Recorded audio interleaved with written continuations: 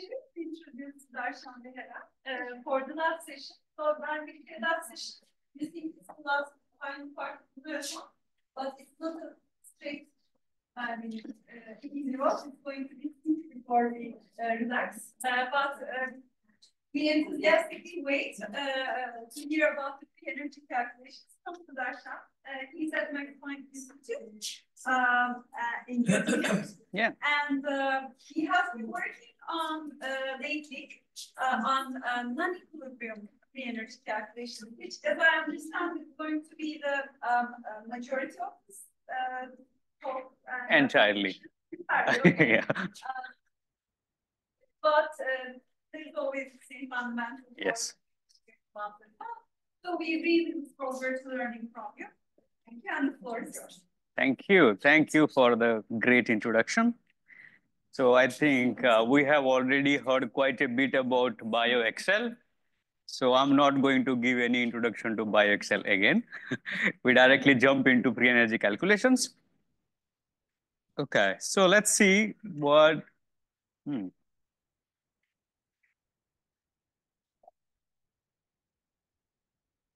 Okay. So what do we actually mean when we say free energies, right? How do we understand free energy from, let's say, physical chemistry basis, right? When we talk about free energy, we usually try to understand it from a probability perspective. Like suppose we have a ligand bound to a protein, in this case. When I talk about free energy, I would like to know if I have a test tube, I have some ligand and some protein in it, how long or in how many proteins the ligand will be bound, in how many proteins the ligand will be unbound. If I want to understand that, that's like probability of finding that ligand bound and unbound. And that's what it means when we talk about free energies. Let's say we have two different states here, ligand bound and ligand unbound. Let's call them state A and state B. Both of them, they are the same protein and ligands, but in different states. State A, ligand bound, state B, ligand unbound. And the probability is usually defined by a free energy, that is GA and GB. Probability of A, that is in your test tube, how many samples will have ligand bound will be defined by the free energy of ligand bound to the protein. Similarly, how often do you see unbound will be defined by the free energy of state B. In our biological interest that we are going to talk about today, we are interested in the binding free energy. That is the free energy difference between ligand bound and unbound. We are not interested in anything else. So we just want to know the free energy difference. That is delta G. Delta G is equal to delta GB minus GA. That is unbound ligand free energy minus bound ligand free energy. And that will tell us the probability of state A and state B. How often would we see ligand bound and ligand unbound? And if we know that, then we can design the ligand in a way of what we want. We want more strongly bound ligand. We design the ligand in a way that we have a lower free energy difference. Delta Z is equal to less than 0, then it will be more bound. The lesser, the stronger it is bound. And if we don't want the ligand to bind, then we design it in a way that free energy difference is positive. So it's like, so after understanding the concept of free energy and how to obtain it, you have a tool at hand with which you can design your ligands any way you like. You want it to be a strong binder, weak binder, or any other thing. Similarly, similar to protein ligand binding free energies, you can just tweak the ligand from, say, you have a OH group on the ligand, you change it to carboxylate group. What is the change in free energy? That can also be obtained using free energy calculations. That is usually known as relative binding free energies.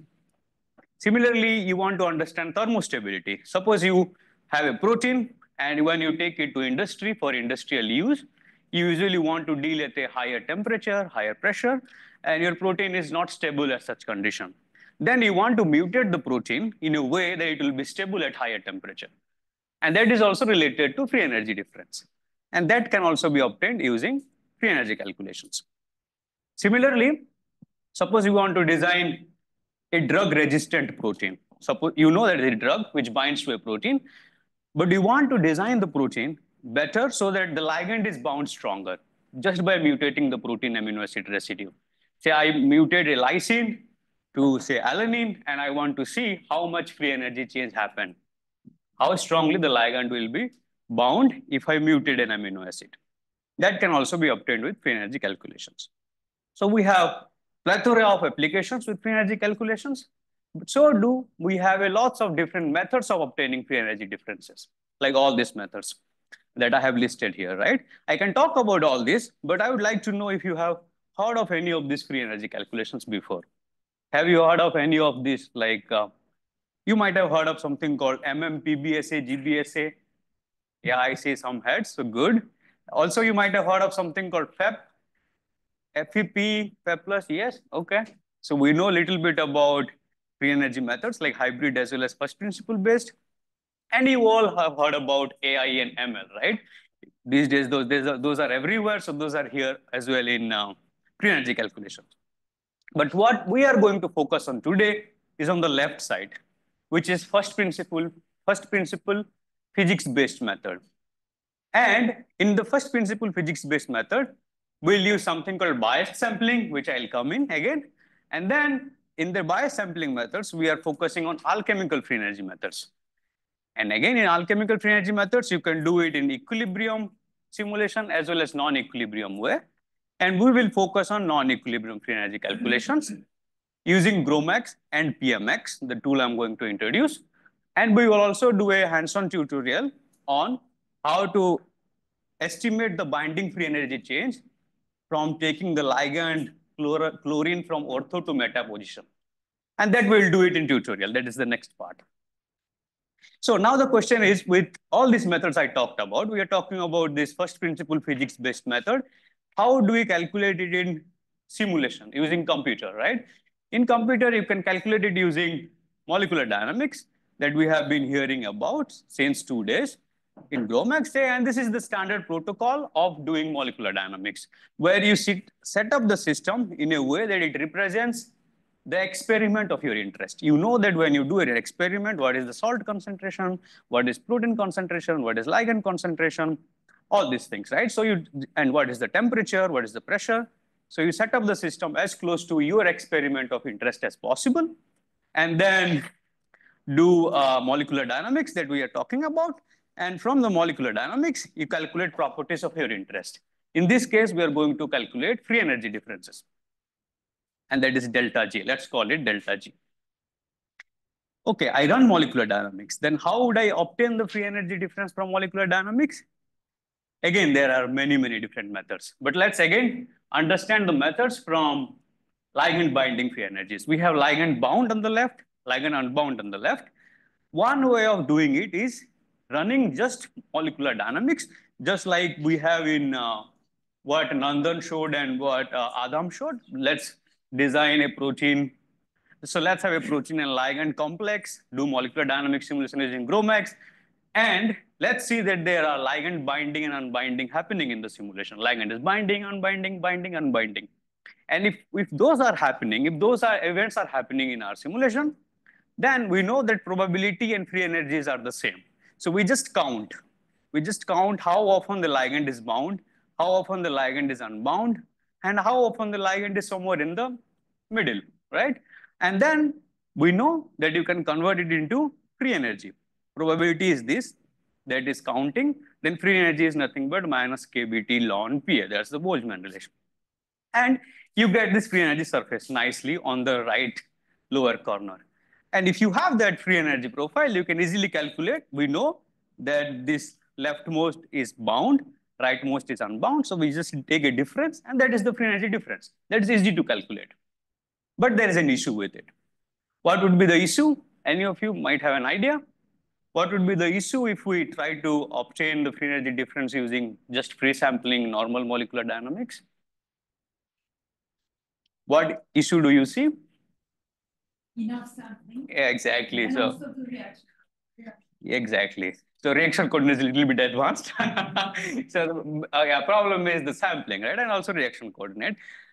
The sampling is really difficult in the sense when you run a molecular dynamics from ligand bound state, you stay in the ligand bound state. In your simulation of 1 microsecond or so, you will not be seeing ligand unbinding. And if you start a simulation from ligand unbound state, even if you run for say 1 microsecond or so, it's not going to bind most of the cases. So we will not see many binding and unbinding. So if you are not seeing many unbinding and binding, you cannot actually count. Then it would be nice if we can somehow enhance the process. It would be nice if we somehow enhance the process of binding and unbinding. And there are quite a lot of methods along that direction that I'll just give you a brief introduction. One of them is called umbrella sampling, in which suppose you know the reaction coordinate, suppose you know how the ligand binds and unbind. In that scenario, you can restrict your simulation to be in a particular state, bound state, unbound state, intermediate state, and then you can connect them and count them. And there are advanced methods to estimate free energy from them. Similarly, there are other methods as well. I'll just give you introduction to metadynamics, where you do similar, but by adding something called Gaussian potential. We can talk about it if you are interested. But even if you do this biasing, and suppose we are interested just in the binding free energy, we are just interested in what is the free energy difference between ligand bound and a ligand unbound state. We are not interested in any other intermediates and what is the free energy barrier and stuff like that. We just want to know what is the free energy difference of binding. In that scenario, what problem do you see with this approach? Suppose we are just interested in free energy difference of bound and unbound. With this approach, what problem do you see? You might see that with this approach, we are sampling the entire reaction coordinate path. We are also sampling the intermediate. We are also sampling the barriers. You see there are barriers here, right? So we are also sampling the barrier as well as intermediate. But we are just interested in the bound and unbound free energy difference. We are not interested in what happens in between. So it would be really good for us if we can somehow avoid the intermediate path. Somehow we can avoid the intermediate sampling. That is like, I don't want to sample the transition state. I don't want to sample the intermediates. I just want to sample bound and unbound and calculate free energy difference. And those are achievable by alchemical free energy methods. Okay, in alchemical free energy methods, what we do, we just sample the bound state of the protein and unbound state of the protein. Those are in the green rectangles here, let's say. We avoid the intermediate sampling and calculate the free energy difference. But how would we do that? That's what I'm going to talk about from now on.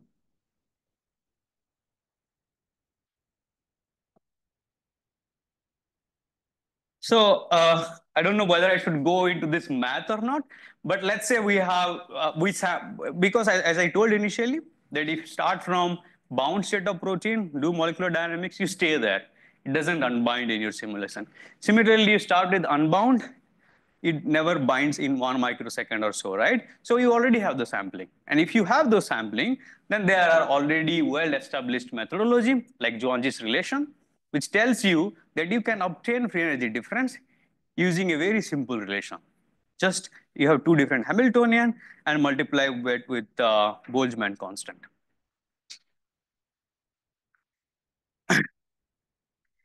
How do we actually do it in simulation? I think alchemically, that is one thing. How would I introduce it? Let's see like this. Here we have two different states, state A and state B. State A is the bound, state B is the unbound.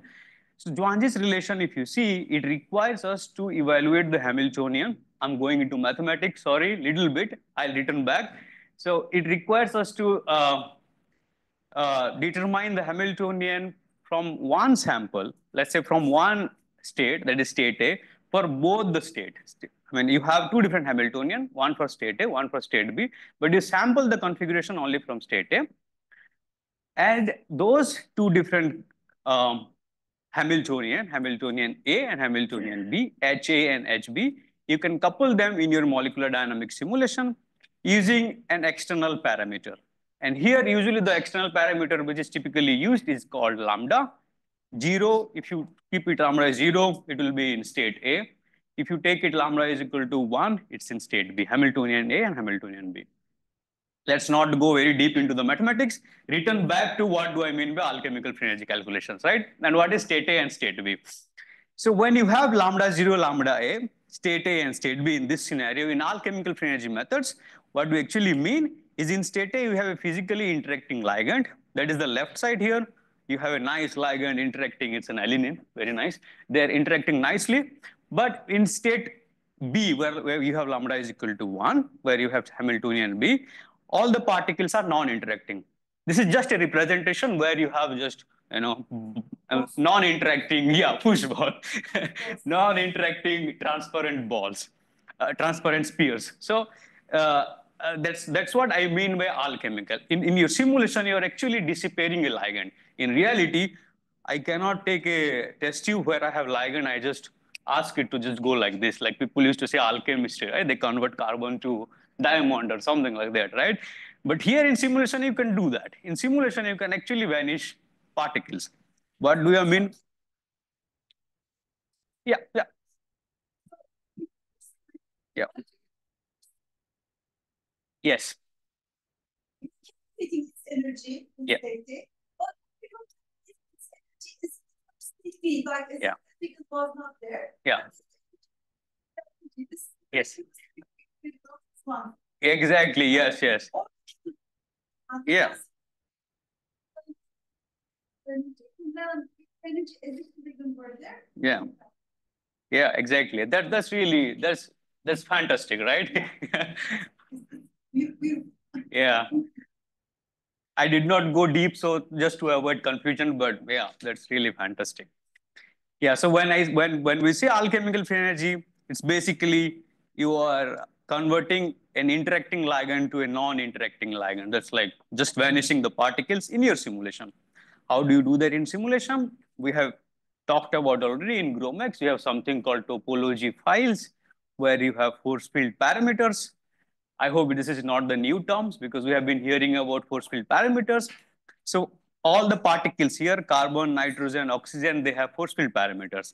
So for here, we have carbon, we have a van der Waals radius, we have its interaction strength, we have its charge, carbon has some charge, nitrogen has some charge, and that is state A, everything is interacting.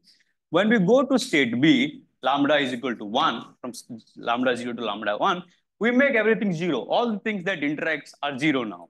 So the particles in simulation in your computer, they are just particles, but they are not interacting because everything is 0.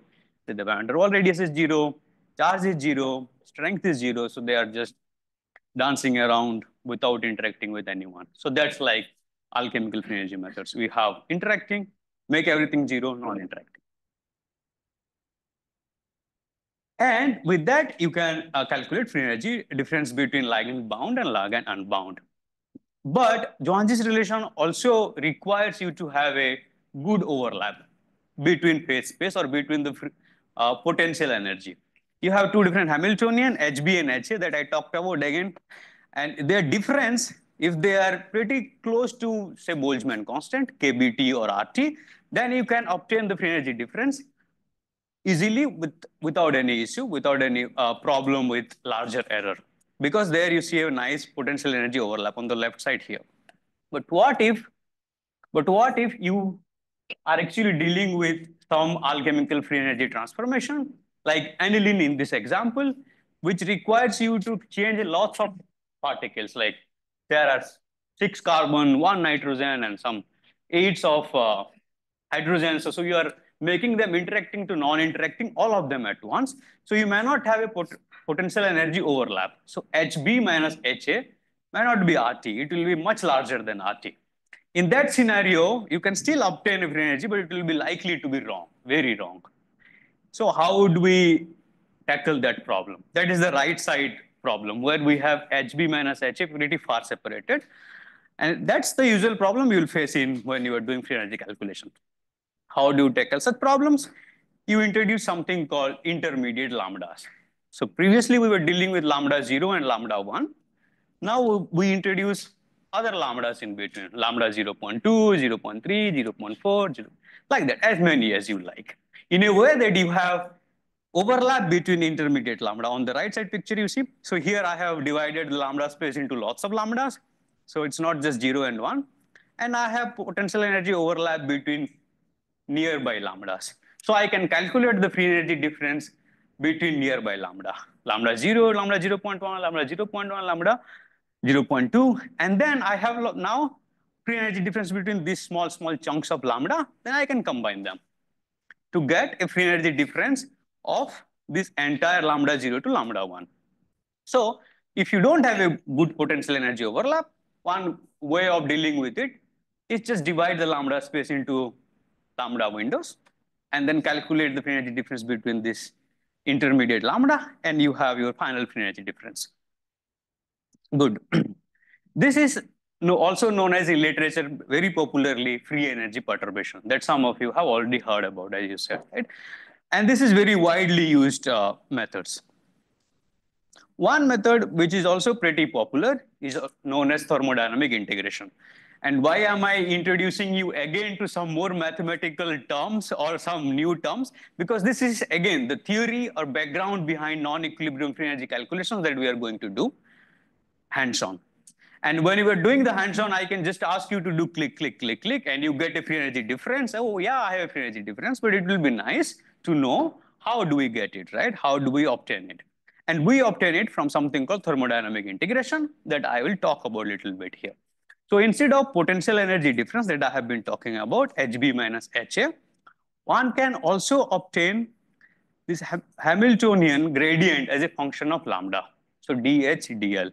That is how, let's not go into the mathematics, but it's basically saying how the potential energy change as a function of lambda if you have lots of lambda windows. And then you integrate those across the lambda space, lambda 0 to lambda 1. And that is nothing but your free energy difference. So that is just another formula from your same simulation. You have already done the simulation at intermediate lambda. Either you use free energy perturbation or you use thermodynamic integration. It's up to you. You get the same free energy difference if you have conversed simulations. Right.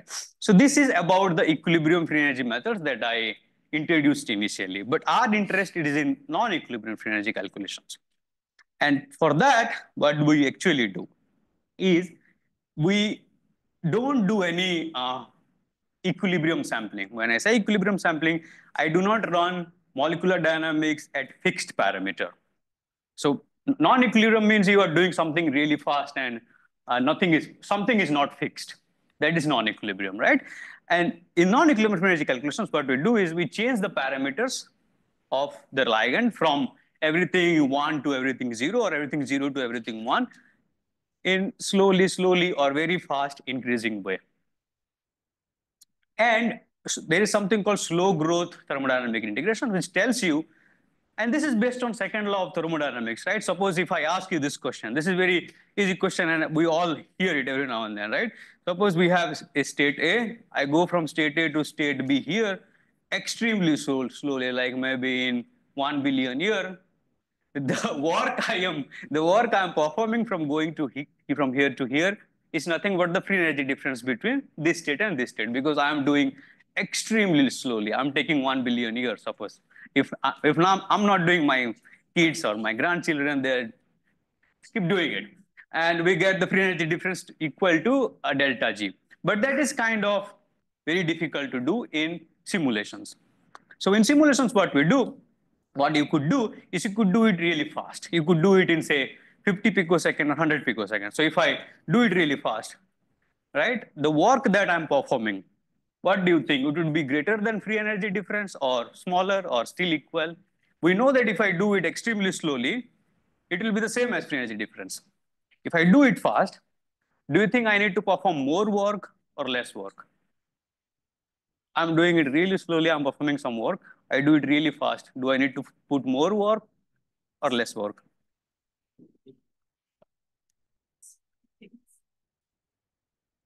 State function, yeah, but work that's is. Why you can see. That's why I put a question mark there, right? Yeah, it's basically the work that I'm putting. If I do it fast, is I have to put more work because there are friction and other things, air friction and stuff like that, right? In this particular example. Similarly, in molecular dynamics, you have the stochastic nature of all the particles hitting you if you are traveling really fast. Then if you if you are traveling really fast and you have all the particles hitting you, then you need to put more energy, more work to go from one place to other. So you always have a work greater than free energy difference. Then how would we still obtain the free energy difference? Because we can calculate the work.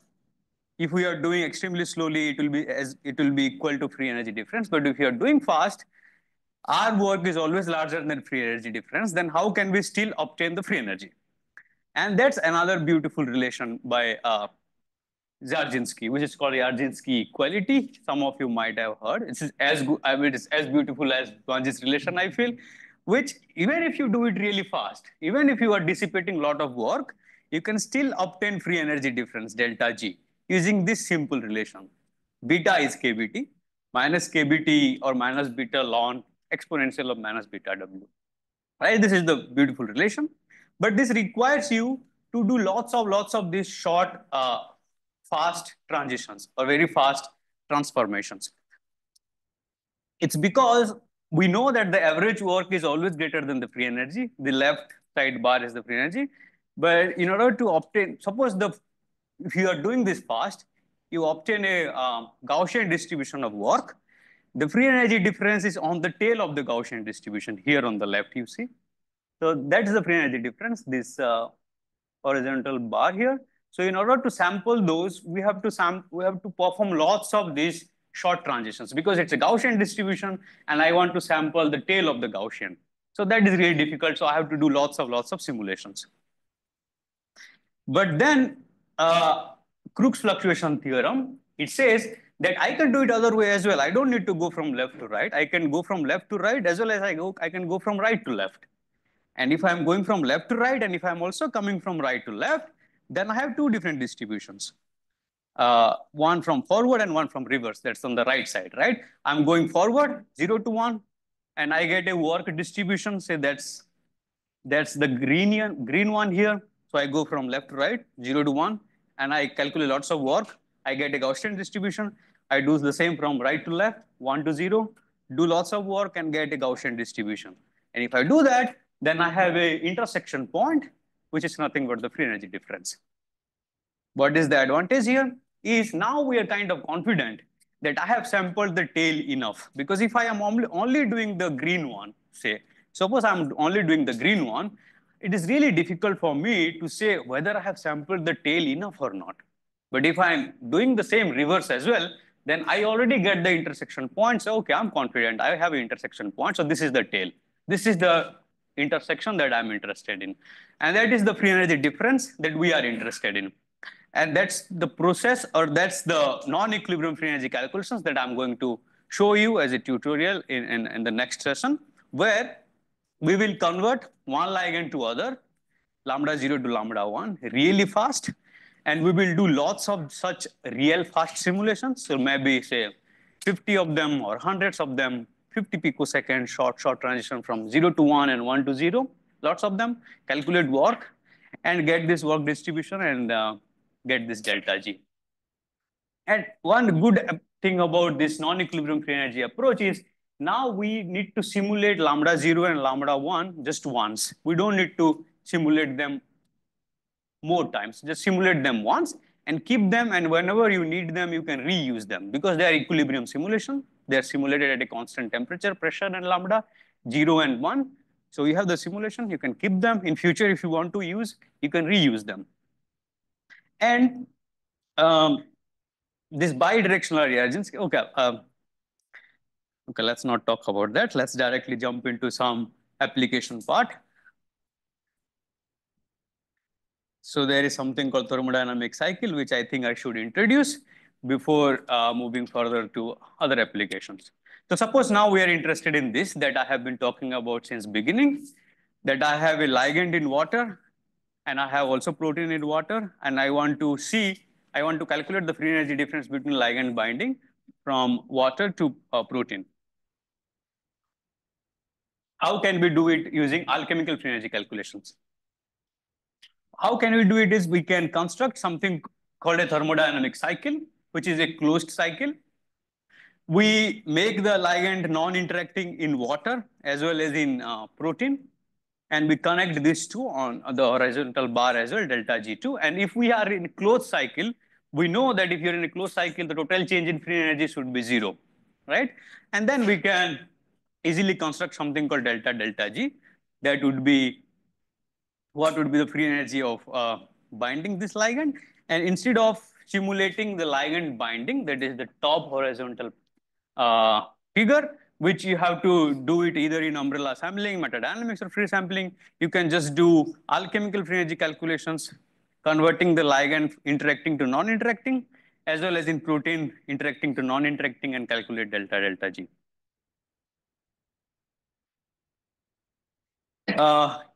One interesting application, so I think should talk about is designing ligand in drug discovery. Suppose I want to design a ligand. I have a benzene there. I want to know if I convert a benzene to benzene plus CnH2 and H2, something like that. Then does it increase the free energy of binding? Does it increase the affinity? Right? We want to know if I convert a ligand from something to something else, do I increase the binding affinity?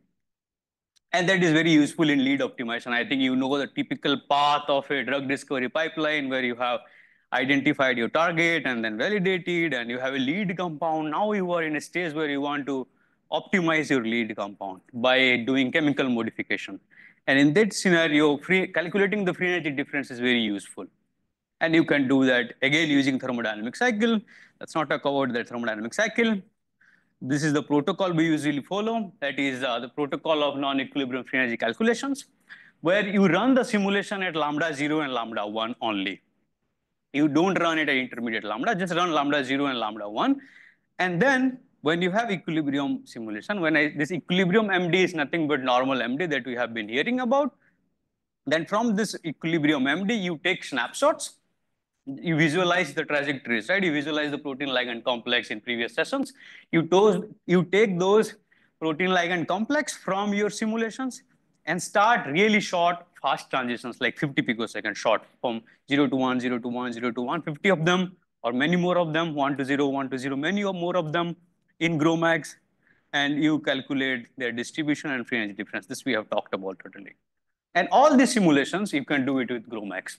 Let me tell you, all the simulations that I'm going to talk about, and I'm talking about PMX tool, which again, I'll introduce now, but all the simulations that we'll be doing is still using molecular dynamics engine called GROMACS, right? Which you again have been hearing for 2 days. So all these equilibrium MD as well as non-equilibrium transitions can be run using GROMACS. So what is the problem then? The problem is the system setup, right? So suppose now we want from ortho. So suppose there is a chloride in this ligand. Suppose there is a chlorine in this ligand. We want to change the chlorine position from ortho to meta and want to calculate the free energy difference. In order to tell GROMACS that, hey, GROMACS, please convert my ligand from ortho to meta, you have to manipulate lots of files.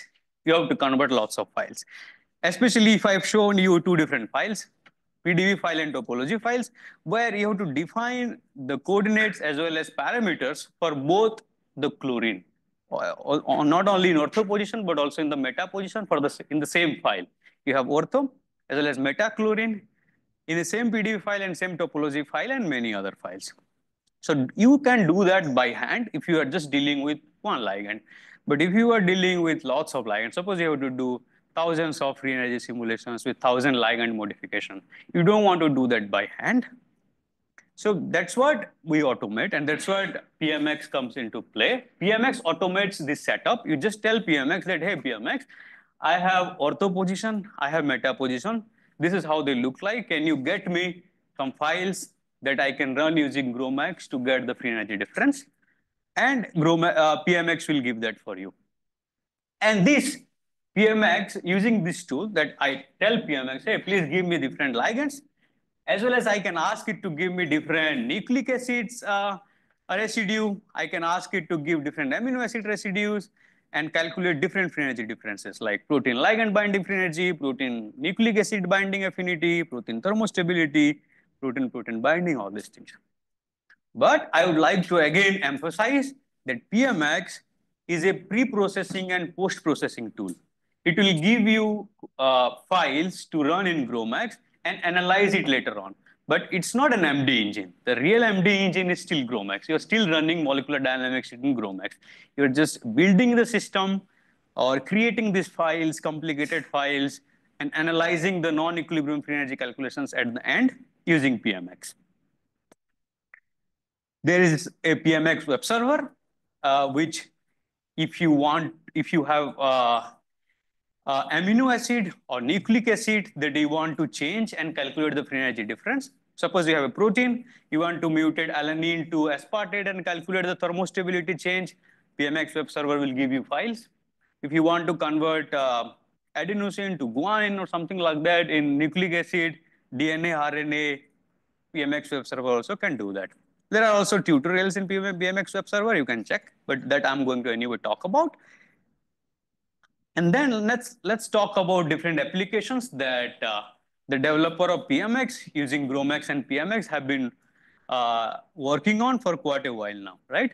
So let's first start with, I think before going to this application, I think we should stop a bit and talk about any questions you have on the theory part, right? Because we have covered quite a bit of free energy theory, starting from second law of thermodynamics to free energy perturbation, thermodynamic integration, a lot. So any questions? Yes.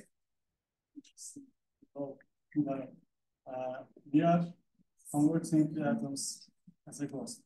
Yeah. Yes. But the conformation is the same. Yeah. The level, okay, everyone has used this. I'm not against it, but the same conformation will give me different, small changes in the energy. If I would use different conformations, it would give more, maybe less, I don't know. Yeah, exactly. Yeah, that's a very good point. And that's what people have seen earlier as well, using again PMX and GROMACS from our lab, that with non-equilibrium free energy calculations, that's also the advantage of non-equilibrium free energy calculations, right? If you see, I have this plot. In non-equilibrium free energy calculations, you run first equilibrium simulation, normal molecular dynamic simulation at lambda 0 and lambda 1, right? So lambda 0 could be one conformation, lambda 1 could be another conformation. So as you said, if both of them are similar conformation, and if that doesn't represent the true reality, then you might get wrong delta G. But if you know how state A or how state A and state B, let's say state A is holoprotein and state B is apoprotein, they will have different conformation of the binding site. Suppose you know them from crystal structure, then you can incorporate them, both of them, in the non-equilibrium free energy calculations, and you get a better accuracy. Yeah, so you can do that. You can, if you know the conformation. If you don't know the conformation, you have to come up with different enhanced sampling methods, right? So as I said, you can use replica exchange. These are different enhanced sampling methods. I don't want to introduce new terminology, but if you want to know, there are many different enhanced sampling methods like replica exchange, umbrella sampling, solute tempering, parallel tempering. All these methods, they enhance your sampling of end states. Suppose you are not sure about how the different conformation would look like, you can enhance sample them and use them in non-equilibrium free energy calculations. Yes? I couldn't understand the difference between the free energy perturbation and thermodynamic integration. You said same thing, but different expression. So why we use one from another? Yeah, that's a very good question. So free energy perturbation and thermodynamic integration both are just the formula, right? They are different concepts you get from the same simulations. You run the simulations at different lambda windows, lambda 0, lambda 1, lambda 0.1, 0.2, all this. And now you have at all these lambda values, you have potential energies. Using the potential energies, you can either use free energy perturbation formula, that is a modification of this Swan's relation, or you can use thermodynamic relation. So they are just two different ways of obtaining free energy difference from the same simulations. So if you have simulations which are converged, then both of them will give you the same estimate. So there is, So there is no like pro and cons. No, there are pros and cons. So the thing is, if you have multiple lambda simulation, lambda 0, lambda 1, lambda 2, and so up to lambda 1. With free energy perturbation, there are different estimators as well. There is one estimator called bar, which is basically calculate free energy difference between nearby lambda value and add them and give you, that is, let's say this. But there is something also called multi-state bar, multi-state Bennett acceptance ratio, which will take the potential energy, which is not in the closest lambda window, but far from the closest end. So it takes into account all the lambda at once. And that improves the accuracy that improves the convergence and accuracy if your simulations are not completely converged, let's say. But we don't have such things for thermodynamic integration. It's just a lambda variable. So it's so there are pros and cons. But if you have converged simulations, both of them would give you the same estimate.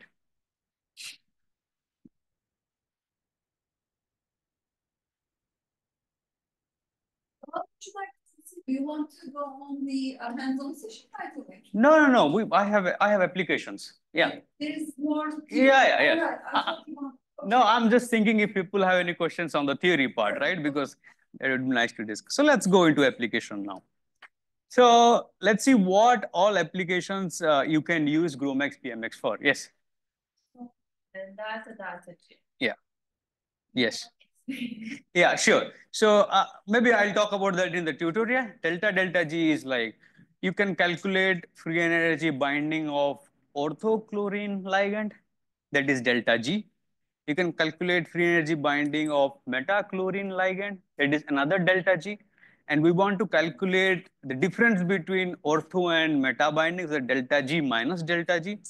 So if there are two delta, let's call it delta. Yeah. Okay, so large scale application. As I said, you can do large scale application with PMX. You can just ask PMX to do all the mutations for you, and once you have all the mutations using this thermodynamic cycle, you can calculate the thermostability of protein. That is, I have 119 mutations for Barnase at 55 different positions. I mutate alanine to aspartate and so many different kind of mutations for which there is experimental value already available, right? So that I can test. And I run delta G calculated, that is y-axis. This is again delta G because I want to calculate what is the delta G for one amino acid, what is delta G for another amino acid, and the difference. So we have delta G calculated for, say, 119 mutation for one protein, that is Barnase. And these red spots are all the places where there is a mutation, and its experimental delta G is already available. So you can see that you can run GROMACS and PMX and get very good accuracy. So this is like just a benchmarking that we are showing. But if you want to apply it to your own system, you're likely to get very good accuracy with experiments. So suppose you don't know. If you know from experiment, this is the delta G, then what's the point of doing it? But suppose you want to design a protein, then this is the level of accuracy that you can get if you want to do thermostability design a protein to make it more thermostable so that it is stable at higher temperature, higher pressure, or any other conditions that you are interested in, right? Similarly, you can calculate something called absolute binding free energies that I have been again talking about since the first slide, that I take many different ligands, because suppose I'm at a hit or lead identification stage where I have a protein, but I want to know that I have thousands of ligands, which of the ligand will be a lead compound or which of the ligand will be the best binder. Then I can do something called absolute binding free energies using this thermodynamic cycle. And we have shown that using GROMACS and PMX, the group has shown that you can get, again, very good accuracy. This is, again, just a benchmark. This we can do, this we can compare because we have experimental delta G. So you can calculate using simulation and compare it with experiment, right? And this gives you a feeling that if you are doing in real simulation, in your experiment, you want to know how much my ligand will bind, and you get a free energy, how close you are to experiment, right? Oh, okay, I'm very close to experiment. This is the one here, AU is absolute unsigned error. So let's say it's a deviation from experiment. So that's a deviation in kilojule per mole. So now if I obtain a free energy difference using PMX and GROMAX, I'm kind of sure that I'm very close to experiment within maybe 4.5 kilojoule per mole or so. So that's like, okay, I'm happy with it. So then I'll design my ligand in a way that it matches of my interest, that I want a stronger binder or weaker binder. It's up to you, right? And this is your question that you asked. What if there are two different conformations, right? Holo is one conformation, apo is another binding conformation. Because if you are in holo state, the binding cavity might look like something. You take the ligand out, then it might look like something else. And if the something else, if the apo structure is also available, or you know somehow, it's available in the crystal structure, so people can use it. So if you do that, you see the left and right, two different figures, right? The left one is if I don't use apo, true apo, I get 7 kilojoule per mole. That is deviation from experiment. But since I know apo and apo is available in X-ray XRD in my PDB data bank, I take those apo and incorporate it in my free energy calculations. That's the right plot. And I see that I get closer to experiment. Instead of 7 kilojoule per mole, now I am just 4 kilojoule per mole. So if you know the true conformation of these two states, that also helps. And that you can do with non-equilibrium free energy calculations because you just simulate the end state. With equilibrium, you have to simulate all the intermediate states, and you don't know how the intermediate state would look like because they are unphysical states. But with non-equilibrium, you know that, so you can incorporate both apo and holo.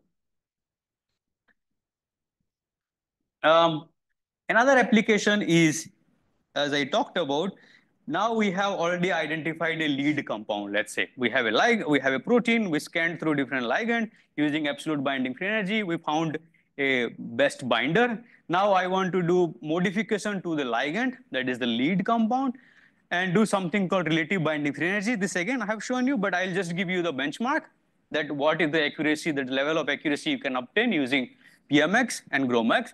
That is again very close to experiment, right? This x-axis is again delta G experiment. Y is simulated using PMX and GROMAX, and you can see that you get less than 4 kilojoule per mole. So now, yeah, please. Maybe it's a simple and obvious question, but can we use, like we always say ligand, but in this case we are always referring to small molecular drugs. We use peptides instead of these small molecular drugs? Yeah, I mean, if you know the structure of peptide, is it like 10 amino acid peptide or 35, then it really depends. I mean, if you know the structure, then yes, you can. So it's only applicable to peptide. Yeah, but if it's applicable to peptide, if you want to design the peptide, suppose you have a 20 amino acid peptide, and in one of somewhere in 11th position, you have an alanine, you want to make the alanine to aspartate and design the peptide in that way, yes, you can do that.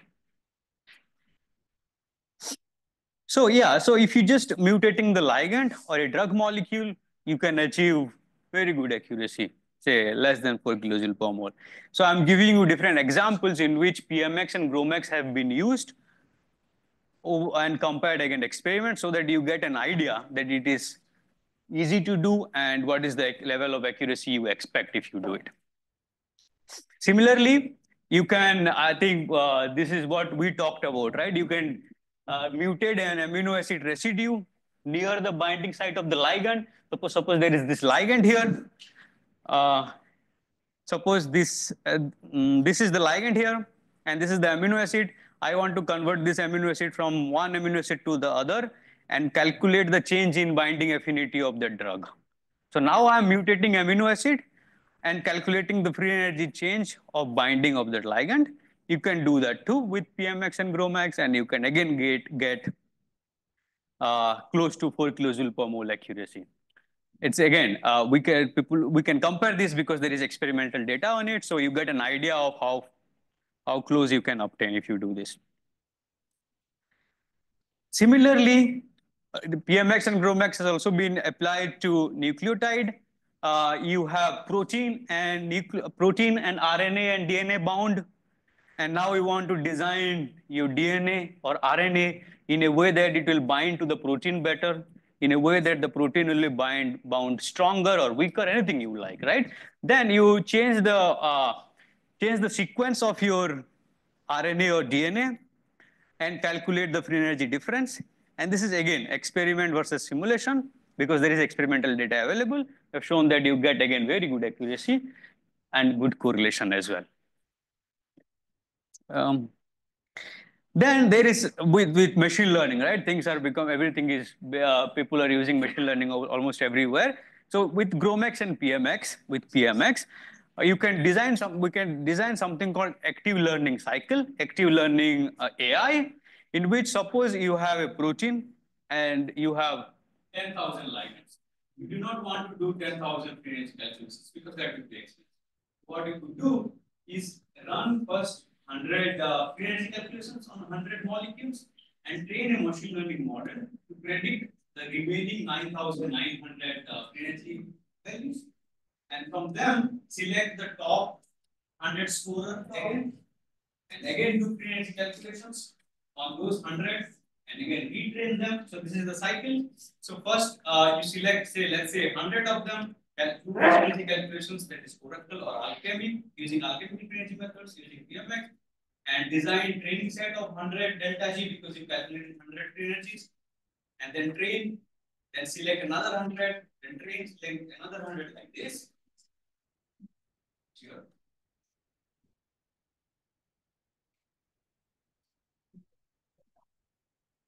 No problem. It's not heard from this. Yeah, but I'll keep going. No? Problem, okay. I'm going to find someone. Sorry. But I think we can still keep going, right? So the active learning cycle, what I was introducing you is you don't need to do 10,000 frequency calculations.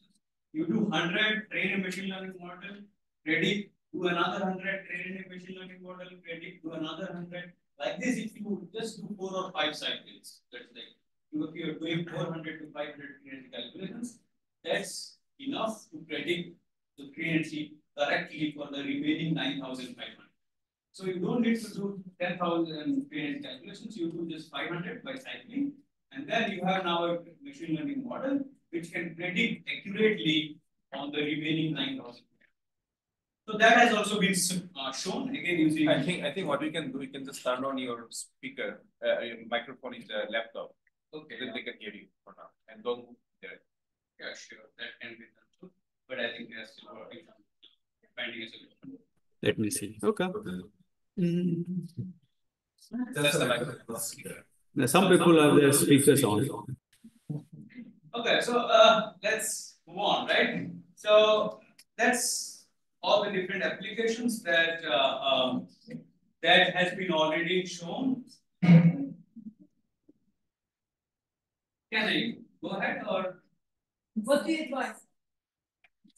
I think you can continue. Okay. So they will bring maybe another microphone. Okay. Yeah.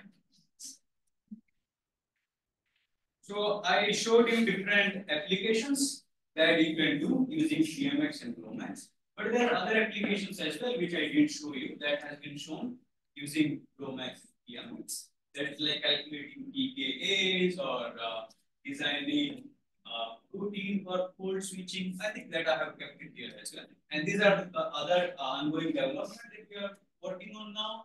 Enhancing convergence is like, so in some cases what happened is that the two histogram I showed, right, that the overlap and at cross section you get a great difference. Sometimes they don't overlap. And that is the convergence problem. Then the frequency estimation may not be correct. So we are now working on to improve that overlap so that you have an overlap all the time.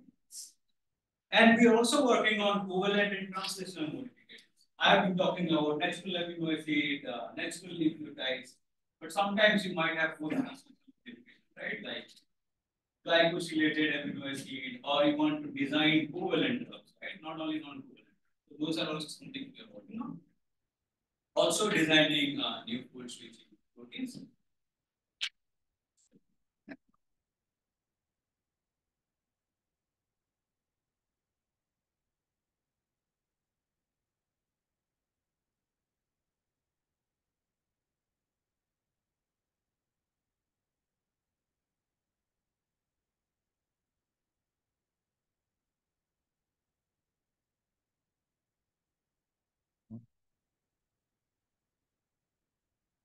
Now, can you hear me? Yes, okay.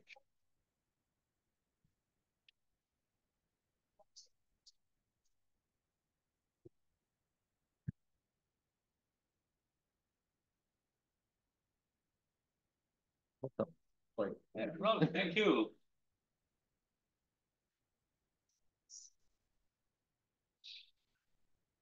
Okay, so now I complete with technology. We are to the, almost at the end, and like to acknowledge say all the previous PMX developers. It has been like kind of more than a decade now, and different people have contributed to development of PMX, Vikas, Daniel, Matthew, Sarvas, and Yuri, and Professor Bert de Groot has been the main developer throughout these years. And currently, we are also a small team of developers, including Carter. And PMX is majorly funded by BioExcel, but also by Janssen and Boehringer, as well as Maxwell. And this is our department, which is Department of Theoretical and Computational Biophysics. We do just not just, but work on biomolecules using mostly molecular dynamics as well as other analytical and theoretical methods. We're a team of 30 to 40 people, mostly PhDs and some postdocs, with two professors. And thank you all for your thank you all for your interest.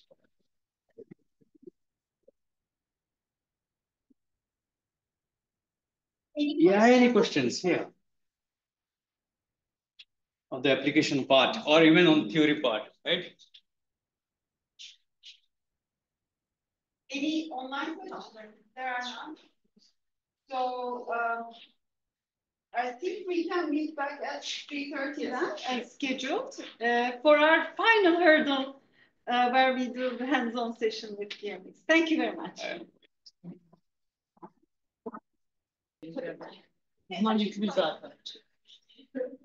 So, you know, as usual in such events, we lose people, but the people who are on top of things from the start, hanging there. So here we are.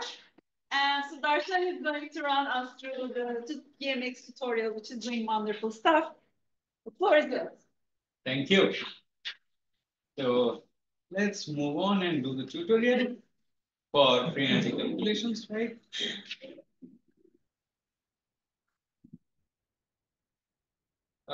I have shared a PDF.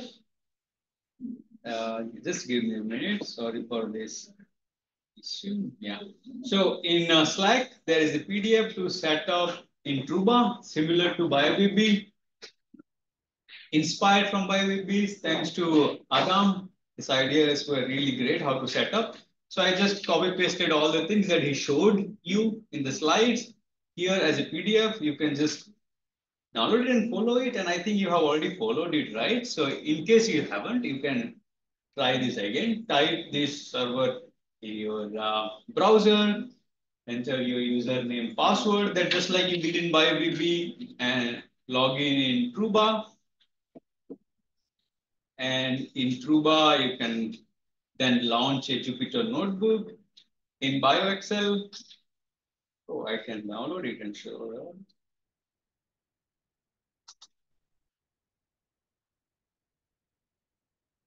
And then ask for 2 hours, because the session is for 1.5 hours. Don't ask for 1 hour because you know your session will be timed out. So please ask for 2 hours at least, and then launch. And I guess this you have done for BioBB as well, so it should not be a problem for you. But in case you are having problem, let's see. And please wait for this to get running status. And after it is running status, then click on connect to Jupyter. And after you click on connect to Jupyter, we should be here. This we have done previously, so I'm just going through it, right? Skipping through it pretty fast. I'm assuming that you are able to do it because this we have already done. So anybody is having any issue up to here? Please raise your hand in such scenario. Ada, I think, can you help him? Yeah.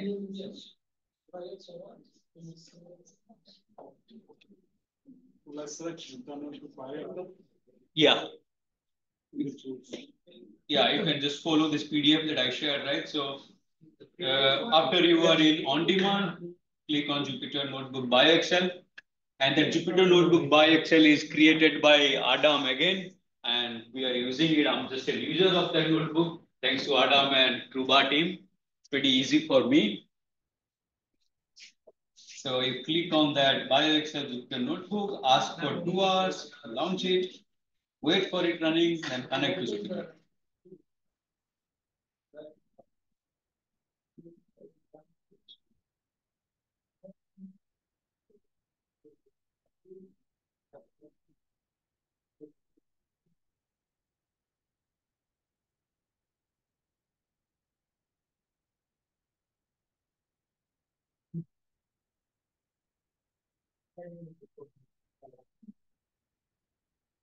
So I guess all of you are already here. All of you could do up to here.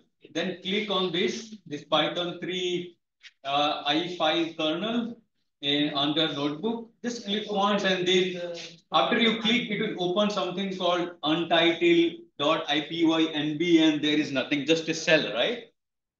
And in that cell, you can just copy and paste this. Don't forget the exclamatory mark. That is important. So we are downloading something from internet here.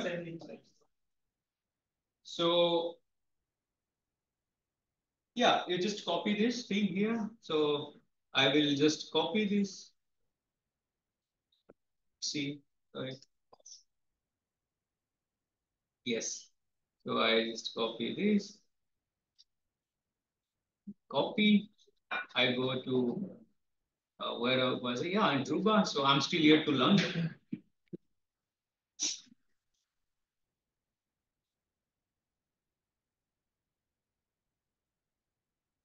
So Python 3 kernel, and I paste it here. Are you all able to paste it there? Just we are starting, right? And I'm going slow. Once we are done with the setup, then just click, click, click, click, 300 keys.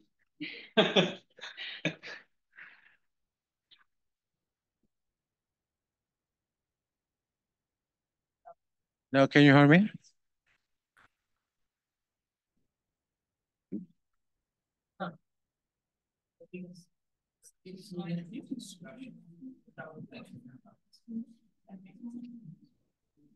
Duyuluyor mu? Şu anda mikrofonla konuşuyorum ama sesim geliyor mu? Yok, tamam.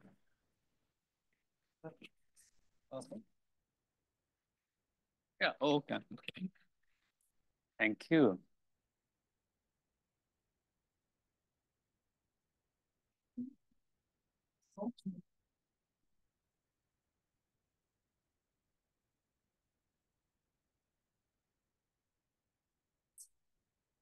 So we were here, right? So if all of you are able to copy and paste the link, the next step would be just to run it here, right? Adam had already shown you that how to run a cell. You just click there once, and then it will download something from internet. What it will download, I'll show. It will download a tutorial file, and that will appear here. See, ligand tutorial.ipynb, it's appearing on the left. This one.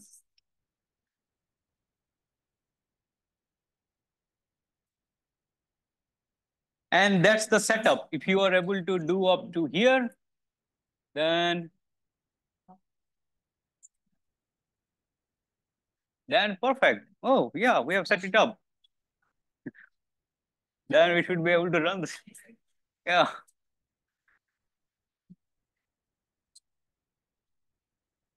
Having any issues? No, right? Not up to here, right? You can just copy paste.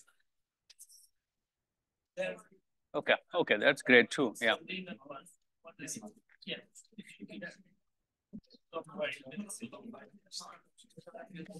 So anyone who hasn't reached till here, please raise your hand so that we can. You haven't reached, or have you? Okay. Who has not come up to here? Not. Please raise your hand. Okay. Cool. So let's move on. So let's move on. I close this. I return back to where you all are. And after you have run this, you could see that there is something called ligand underscore tutorial dot something on the left, right? You click on it twice, double click. And if you do that, it will open a notebook on the right. Double click. This is just the starting. Everything is pretty easy after this. So, so anybody who has not reached up to here? Not? Okay. So one way of running a cell is just click on this triangle here, right? Other ways are, I have typed here how you can do it. You can do Control Enter to run and stay in the cell. Shift Enter to run the cell and go to the next cell. It's up to you how you would like to run it, right? You can click and run or Control Enter and run. What we are going to do today is ligand tutorial, and these tutorial files, not only this, there are other tutorial files which you can find in PMX webpage. You search PMX, let's say tutorial, MPI, BPC. Previously it was called MPI BPC, so it's still MPI BPC. And you get this first link, pmx.mpibpc.mpg.de. And there it's a web server, and there we have, in tutorial section, we have quite a few tutorials. Specifically, one I have created for Istanbul. It's called Istanbul BioExcel. That's what we are going to do now. And that's what I have downloaded with the copy paste command, right? And then we have solvation free energy tutorial. We have other ligand modification. We have amino acid modification tutorials, and others are also coming on the way. So this I'm showing that we have other tutorials as well, right? Now let's return back to the ligand tutorial. So in ligand tutorial, what we are going to do. So few things. Okay, maybe I'll better introduce the tutorial first, what we are going to do, so that you get an idea of different steps that we are going to follow. And the most important thing is a thermodynamic cycle, which I have already talked about. But let's take 2-3 more minutes and look at it once again. So what we are going to do is we have two different ligands. One is orthochlorine, another is metachlorine. And we want to calculate the binding free energy change when we go from ortho to meta to a kinase. This is some kinase. I hope it's a kinase, some kinase. So how we are going to do it? One way is we bind both the ligand to the protein in the simulation, like let them bind, but that is not possible because that requires lots of sampling. So we do alchemical way. So we do calculate something called the vertical legs and not the horizontal one. So we are not going to calculate delta GA and delta GB because those requires ligand to bind to the protein, and that we will not be able to see in our simulations. But rather what we are going to do is doing alchemically change ortho to meta in water. So the left side L, let's say it's happening only in water. On the right side, we do the same ortho to meta in protein. So let's call it delta GPL, protein ligand complex. Delta GL is just ligand. And since it is a closed cycle, we can calculate the delta G. That is double delta G because we are doing delta GPL minus delta GL, double delta, which is equal to delta GB minus delta GA. So it's a thermodynamic cycle. Using this cycle, we just need to do two simulations, non-alchemical free energy simulations, delta GL, delta GPL, and we get delta G. And what is the protocol we are going to follow? How are we going to do it? Before going there, let's see how can you set up PMX, right? If you want to set up PMX, Adam has done it for us. And thanks to him, he has created a Jupyter notebook for us already. But if you want to create it on your own laptop or in your own supercomputer, how you can do it? This is available online, so you can just follow it. So these are the different steps. You copy it from Git link and then pip install, it will install it for you. You can follow it, but now we have everything set up, thanks to Adam, once again. And we have this running free energy calculations assumes that you have some experience with GROMACS because we are running GROMACS MD engine behind. It also assumes that you have some knowledge about proteins and ligands, what proteins are, what are the force field parameters of protein and ligand, what is ligand structure, what is protein structure. So suppose you have already prepared the structure of the kinase and the structure of the two ligands. That was what you have seen in BioBaby, how to prepare ligand and protein. In initial GROMACS, you have seen how to run simulations. So suppose you have already the kinase protein as well as these ligands. All these things I have provided you using a zip file, which I will show how to download it, but I have provided you. In your real simulation, when you are doing for your protein, your ligand, you have to prepare those files by yourself, right? Like PDB to GMX and all the BioBaby tools you can use and prepare your files. But I have prepared it for you for the tutorial sake, and you can use them. We will see how to use them.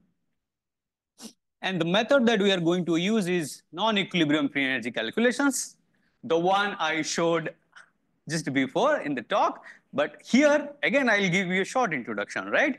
And that is, we will initialize the simulation using, generate the force field parameter, get the structures and stuff like that. Then we will create something called hybrid structure and topology. In a sense, if you remember, I showed you initially that we have ortho and meta chlorine. So we want to tell GROMACS that, hey, we have chlorine in ortho as well as in meta, both the positions. So it's a hybrid structure because we have both the ligand in the same structure. So it's a hybrid structure. Similarly, we will create a hybrid topology so that we have force field parameter for both ortho and meta in the same topology file. That's why it is called a hybrid topology, because we have both the ligands topology in the same. And then GROMACS will be able to read. If you tell GROMACS, hey, I'm in lambda 0 now, just say in MD file, you will say lambda is equal to 0. GROMACS will understand, okay, from the hybrid structure and topology file, I'll only take parameters of state A, that is lambda 0. If I tell GROMACS, no, take lambda is equal to 1, then GROMACS will understand, okay, I'll take state B parameter because I provide hybrid, so I give it both. And I ask A means use left, B means use right. So you are just asking GROMACS by providing hybrid structure and topology file, as well as in a molecular dynamics parameter file, MDP file, this lambda variable, which I'm going to show how it affects our overall simulations, right? So if you remember, the standard protocol is now we have state A as well as state B with the same ligand structure, state A and state B with just lambda 0 and lambda 1. You change the lambda and you have two different states.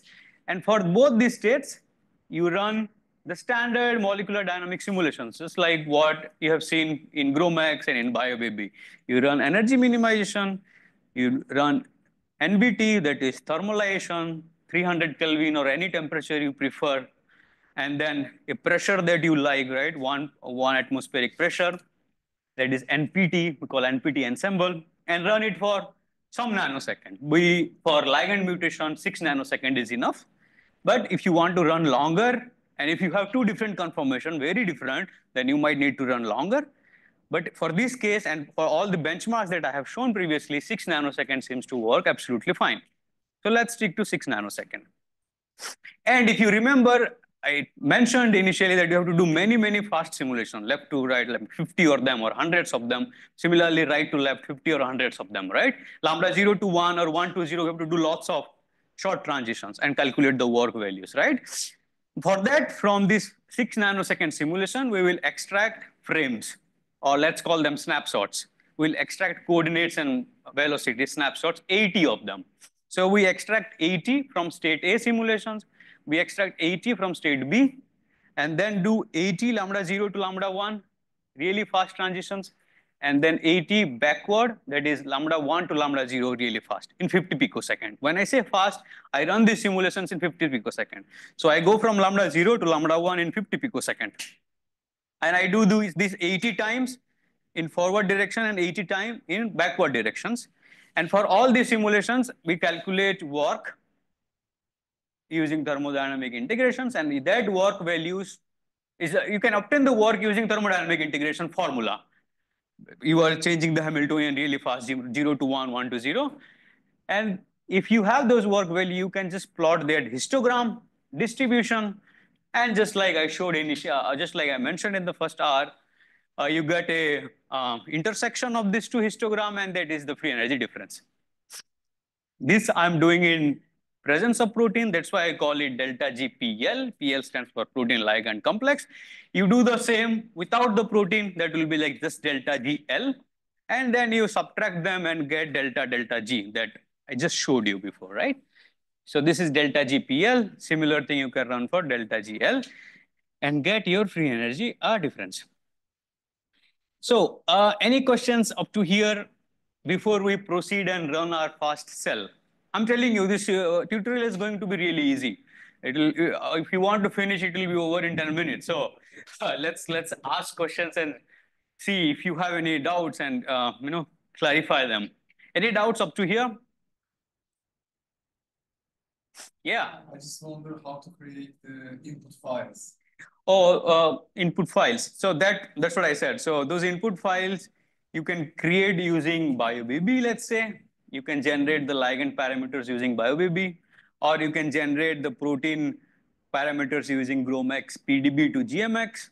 The structure files, you can download it from PDB, Protein Data Bank. So that's how I prepare. So now I assume that you know GROMAX and BioBB, how to obtain the structures and topologies.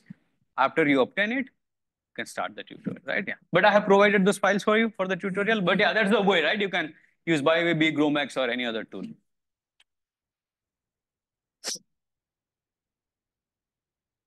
So any idea what would happen instead of 50 picosecond transitions if I run, say, instead of 50 picosecond, if I just do it in 10 picosecond? Any thoughts? Okay. If I do it in 10 picoseconds really fast, then I will have to spend lots of work. In that way, I'll have to dissipate lots of heat. And in that way, these two histogram will be separated, and I'll not have a intersection point. Okay, let's not dig into that then. I realize that we should start the tutorial. So let's run the first cell, however you prefer to run it. But I will just click on this triangle to run the first tutorial. It will download the zip file for us and unzip it. And it will give us lots of output. And let's just hide the output by just clicking it here once. You click here once and it just output gets hidden. It's there. They're running. And one more thing is, I think you should see is whenever there is a star on a cell, these are called cell. And when you have a star on the cell, that means that cell is running. And if there is no star and there is a numbers appear there, then the cell is already run. It's done. So if there is still a star, that means it's still running. So if it is running, let's stay there and do nothing, right? Chill and relax.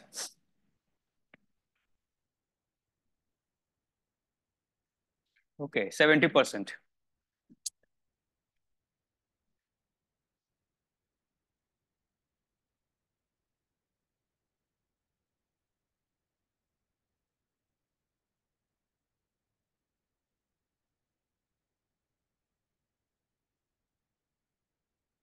Okay, so that means it's run already. The star is not there anymore, and we have the one. That means the first cell is run. Anybody has any issue up to here? Sorry, anybody has any issue up to here? Any issue running this cell? Okay, great. So next, go to the next cell. And that is, now that we have download and unzip it, now you see on the left side here, we have many files now, right? Previously, we had just untitled, now ligand tutorial, we downloaded it. And with this, I provided input file, which you downloaded and unzip it. So you have many different folders now. You can check those folders, what are there. Those are basically the structure files like PDB files, ITP files, top files, MDP files. All the files are there in the input and other places.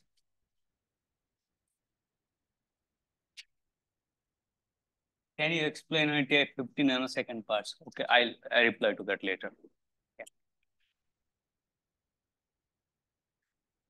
Yeah. Or maybe I can, are they able to hear me, right? Yes. Okay. So it's not 50 nanosecond, it's 50 picosecond. And when you run it in 50 picosecond, you are running it really fast from lambda 0 to lambda 1. So fast that it's in a non-equilibrium regime. So you are actually dissipating heat. You're actually doing more work. So you can then obtain work using thermodynamic integration and get the histograms and get the delta G. And that's what it means by 50 picosecond non-equilibrium. But instead of 50 picosecond, you can use other time length as well, like 60 picosecond, 70 picosecond or so. But 50 picosecond is very well tested and benchmarked. So let's stick to 50 picosecond. Let's use only 50 picosecond because that's very well benchmarked. And there are lots of files here. If you are interested in scripting, if you really want to know what is happening behind, there is something called aztutorial.py. It's a Python file. You can open it and see. It's a class. It's a Python class. And throughout this notebook, we will call this class to do various things for us. If you are interested, you can always go and have a look. I'm not going to show what is there in that script because that would be, kind of confusing for some of us, right? So let's not go into the script and run this. So now that we have all this and we have PMX installed already, we run the second cell, which is we import PMX and import various things from the class. Run it. It will take maybe, just 2 seconds. Very good. Now we create a directory structure in the sense, now we have to tell the script that where are your files. I have provided the files in input. In input, we have ligand structure, we have protein structures. So I will tell the script that, hey, you can find the PDB file as well as MDP file, as well as ligand structures, everything in this path. And that path I provide here, right? You can change the path and change everything you like according to your interest. Then you defined something called edges. That is basically from which ligand to which ligand you are going. And I defined the edge by saying 18625, 18626.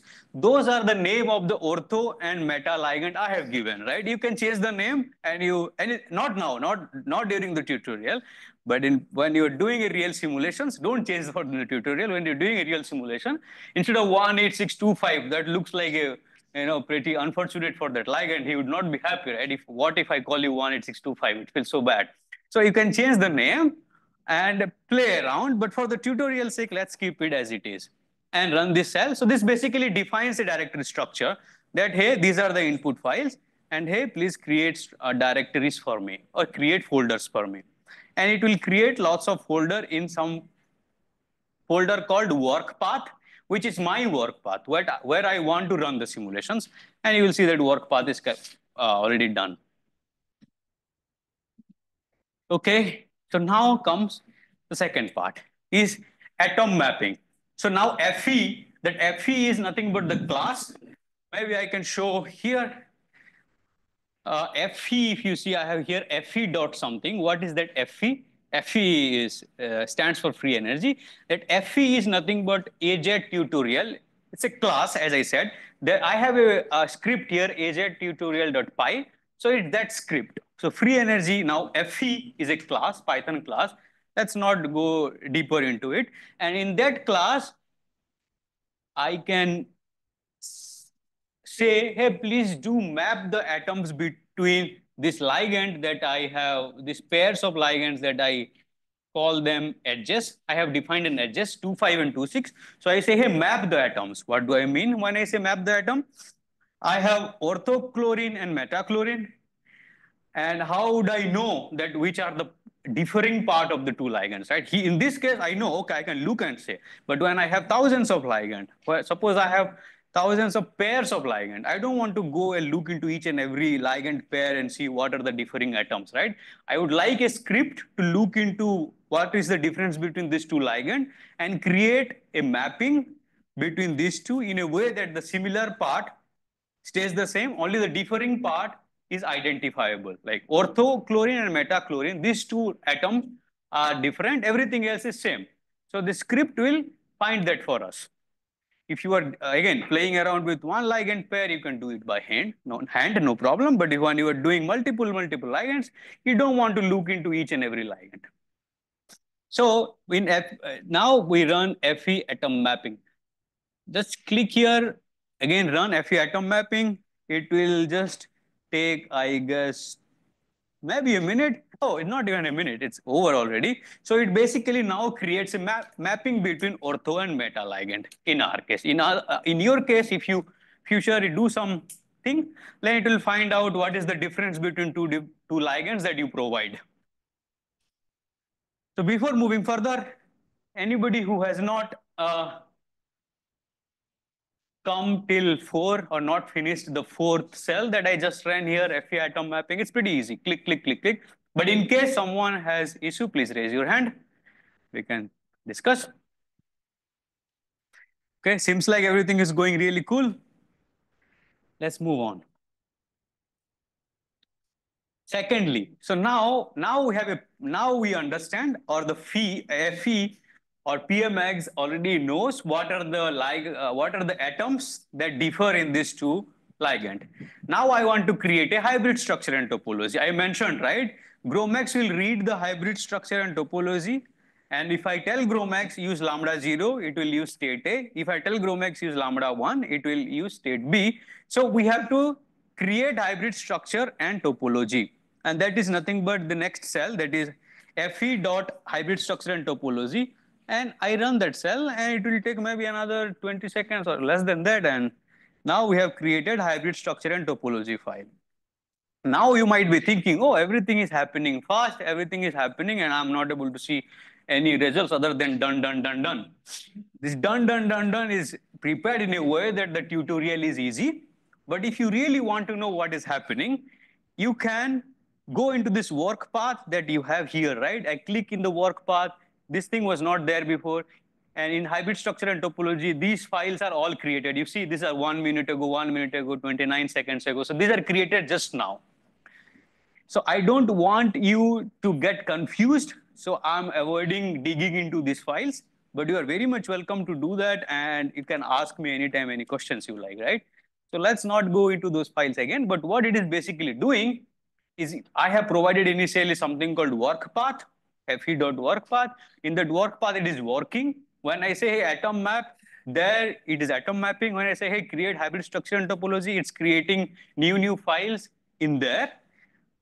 And I'm not intervening it. It's just telling me whether it is done or not done. And it's done. So we are happy with that, right, for the tutorial. And if we want to explore more, we always can rerun this tutorial, look into each and every folder, what is happening, look into this Python file, right? Great. Now we have, oh, okay, any questions here? Any questions? Okay. Okay, so now we have hybrid structure and topology already created. And these are for ligands. Now I want to merge the ligand with protein because they were separated.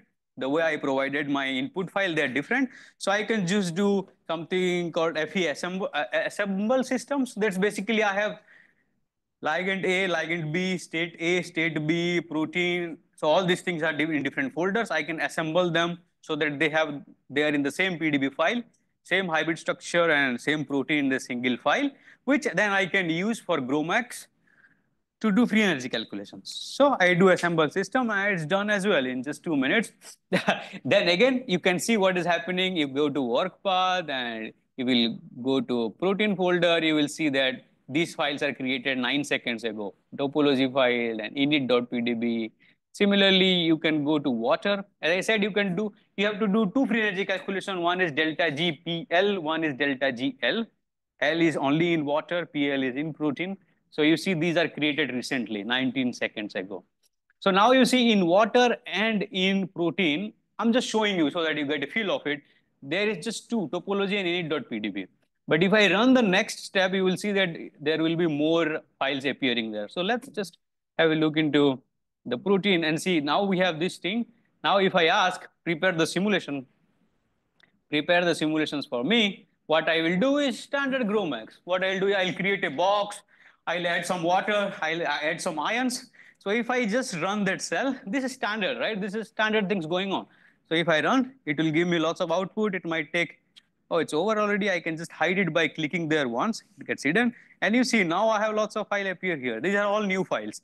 The box PDB, ions.pdb, all this. So they are like water. I include water, then I include ion as well.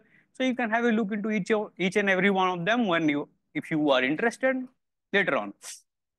But this is what it does. It is working in the work path. PMX script is working on the work path, and it's just telling us if it is done or not done. If it is done, there is no error. If like it says done. If there is error, then you have to figure out what is the error coming from. So let's say we don't have any error here, right? Now we do the standard GrowMax thing. As I mentioned, right, we have to generate, we are up to here.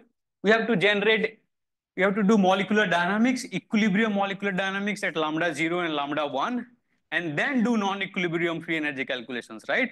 So we are now currently doing equilibrium GrowMax standard free energy calculations.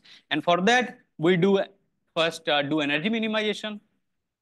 So we do prepare energy minimization, and then prepare means just it will create TPR file for us. And then run simulation locally. You can run it. So if you run it, it might take 2 minutes to finish the energy minimization. So let's run it. 2 minutes are fine. So I click it here, and then it's running energy minimization for me in the background. And it will give me some output. I can just hide them, or you can just read them. It's up to you. So so star means it's running, and it will start giving me output after it's done for some simulations. So just to give you a feeling that in molecular dynamics, when you run, these are basically stochastic, in the sense they are random processes. When you run molecular dynamics, they are random. So you should never rely on one replica. We call them replica. I think in experiment also, you know that you should not do just one repeats experiment. You should do multiple repeats and get a statistics. Similarly, in simulation as well, you should not do just one simulation. You should do multiple simulations and get better statistics. So here we are doing 3 replicas. And I haven't talked about that much because that will create confusion. But now that this is running and it is star, I'll just go back to my first few cells just to give you a feel that we actually define that please run. Okay, no, I asked it to run for just one replica here. You see, set FE replica is equal to 1. But you could set it for 3, you could set it for 5. In principle, you should not stick to 1. You should run at least 3 replicas. That's like in experiment also, right? Anything we do, we run multiple times to get statistics. So similarly, you should run multiple replica, not just one. So let's see, where were we? We were in energy minimization running. Yeah, here we were running energy minimization. Now it's done. So if you go to the end, it's done. That means energy minimization is over. And you have seen previously that energy minimization, you can check how the potential energy varies as a function of energy minimization steps. BioBB and GrowMax has already, you have seen that already. And then we will run a short NVT. But before that, yeah, sure. We have a question. Go then I can. Yeah. So while creating the TPR file, it created body of nodes and warnings. So we just like skip them. I think it's because of the like particle mesh wall summation. Like it's giving some suggestions. Yeah. Should we follow or just follow your recipe? Yeah. So there are a few things. So whenever you get a warning, there are two like notes and warnings in GROMACS. If you're getting notes, it's okay to ignore them. If you're getting warnings, you have to understand what the warnings mean, right? So when you are adding ions, like during your addition of ion stage, you solvate your protein and then you add sodium chloride or potassium chloride, anything you like. In GROMACS, when you do add ions, it will say, oh, okay, your simulation box is not neutral. Because before adding ion, when you ask it to add ion, it will say, hey, your simulation box is not neutral. This is a warning because you want your simulation box to be neutral.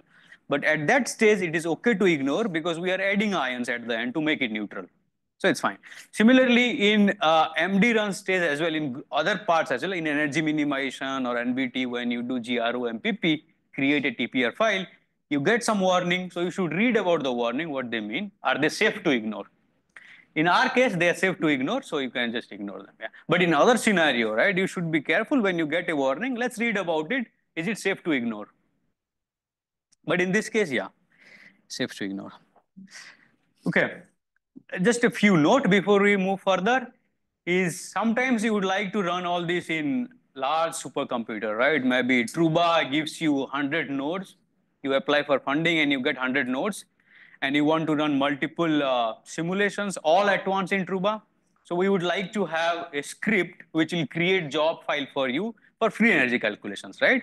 So PMX does that for you. Here in this cell, if you see, you can define what is the job queue. Here, SGE is the standard that we used to use in our supercomputer. So I kept it SGE, but you can write Slurm as well. Slurm seems to be the most popular one these days, right? So you can just write Slurm and modify the script in a way that you can generate your job submission script that you can submit it on Truba or anywhere else you like. So if you just run this, you will, in the work path, you will create EM job script and you have lots of job script here now, or 4 of them, which you can submit in Truba or anywhere you have access to supercomputer. But I'm giving you a feel that you can do that. So now, after energy minimization is done, let's thermalize the system. Let's couple to a temperature that is NVT. And similar again, you run the cell. It will take 2 seconds to get over. Then we go to next cell and run it. And again, it's running simulations. It's running NVT simulations. So it will take again 2 minutes to get over. And after it is done, then we will run NPT simulations. That is the real equilibrium molecular dynamics at constant temperature and pressure. But that would be again expensive because we have protein, we have ligands, and we want to run 6 nanosecond simulations and then 3 repeats. That will be really expensive. So what we will rather do is we have already run the simulations for you to do the tutorial, right? To proceed further with the tutorial. Because if I ask you to run all these molecular dynamic simulations now, 3 repeats, protein ligand complex, then you might have to wait for tomorrow morning for the simulations to get over, which you do not want to stay in this room for 12 hours, right? So what we will do is I have provided already the simulation file for you, which you would have created had you run the simulations. And we will use those to do non-equilibrium free energy calculations. So now for me, the 12th step is over. And before going to the next step, I would like to know if for you as well that this EQ-NVT run simulation locally step is over as well. Or if you have any issue up to here.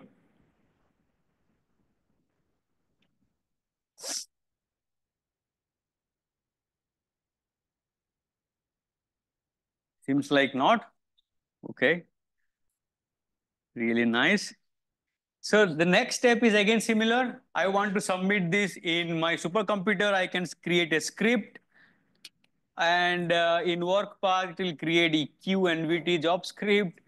And you can submit them in your supercomputer. Similarly, now we will prepare the actual equilibration simulation for 6 nanosecond. So I run it, and it will create TPR file for me. And this is for 6 nanosecond TPR. And then I go to the next. instead of running locally, which will take me a long time, I'll just create job script, which I can submit in somewhere in future, right? But I don't want to submit it now. And as I said, the simulation would take some time. So instead of running them here, I have already run them for you. And those are present in a folder called work path pre-calculated. Pre-calculated is like I have pre-run for you. And now I change in PMX, in the notebook, I change my path.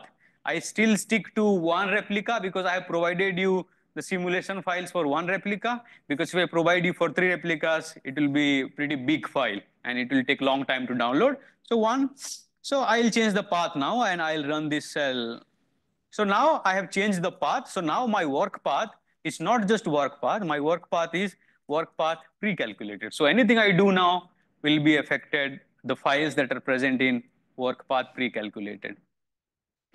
So now we come to our actual non-equilibrium free energy calculations. So if you are following it, you might have realized that up to now we are just running normal GROMACS molecular dynamics, energy minimization, NBT, NPT, the water solvation, ion additions, and all sort of crazy things.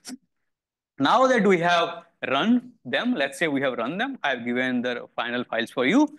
Then what I will do is, as I mentioned initially, I'll create 80 snapshots and do short transitions, right? So we will create now 80 transitions, 80 TPR files for 80 frames to do short transitions. So let's run this. This will again take maybe half a minute or so, but you can see that it's just creating TPR files for us. It will create some 80 TPR files for forward, 80 TPR files for backward, and so it will, I mean, you can just check in work path pre-calculated, you will see that we will have lots of TPR files. But these files you can check later. And I'm just showing you that you see all these, where are the TPR files? Yeah. These TPR files are created just 27 seconds ago. So we have created now 80 TPRs for forward transitions, 80 TPR for backward transitions. Good. Now that we have done that, what I can do is now I have 160 simulations, 80 forward, 80 reverse. I can submit all of them in my supercomputer again by creating a job script. And just like previous time, I do not want to run them because if I run 160 simulations, we have to wait for quite a long time and we don't have so much time. These are all the job of supercomputer. Hey, let's throw it to the supercomputer to do it. But let's again imagine that the simulations we have already run and I have provided the files for you. Because when you run the simulation, what you will generate at the end is something called DHDL. DHDL, then we use thermodynamic integration on DHDL and get the work value, if you remember the thermodynamic integration relation. So GROMACS will give us something called DHDL files. So let's have a look into DHDL files just to show you that, yeah, so DHDL1, DHDL2, DHDL3, like that we will have some 80 DHDL files because we will run 80 simulation for forward and 80 for reverse. But these already I have run for you and provided you. But if you really run the simulations, you will get this. Cool. Now we have DHDL files. But now if you remember, I showed you that I think we can go back to the formula because that formula is really something useful here, right? Where are you? Yeah, this particular formula. So this DHDL, that is Dow H DL that I have written here, those are the GROMACS files that we have gotten now. Now what PMX will do is integrate each of these DHDL files that you have generated after the simulation and calculate work values from each and every DHDL files and then plot a histogram like this, forward and reverse histogram, and then calculate the delta G for you. So this is the job of PMX. So the job of GROMACS is over now because we have run the simulations and we have obtained DHDL files. Now again, the job of PMX comes. The PMX will calculate the work value and do the analysis for you. So PMX will do you the system setup and analysis, but all the simulations in between, GROMAX will do that for you. So let's again return back there and let's go to analysis. So run analysis, if I do that, it will run analysis for me. And I guess this will take again just some 20 seconds or so. And then our analysis also would be over.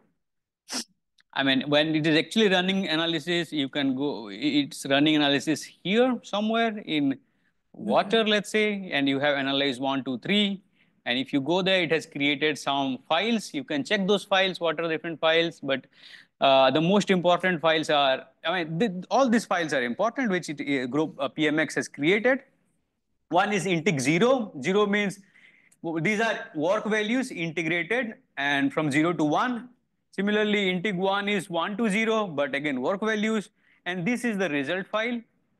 If you double click on the results file, if you're not sure, you can just avoid it, but you will find that it reads a lots of file, but at the end, in the analysis section, it will give you that, oh, okay, I found 80 trajectory for forward direction, I found 80 trajectory for reverse, I used 298 Kelvin temperature, and then I used different estimators. I used Crookes-Gaussian intersection, I used bar. These are different estimators based on the work distributions.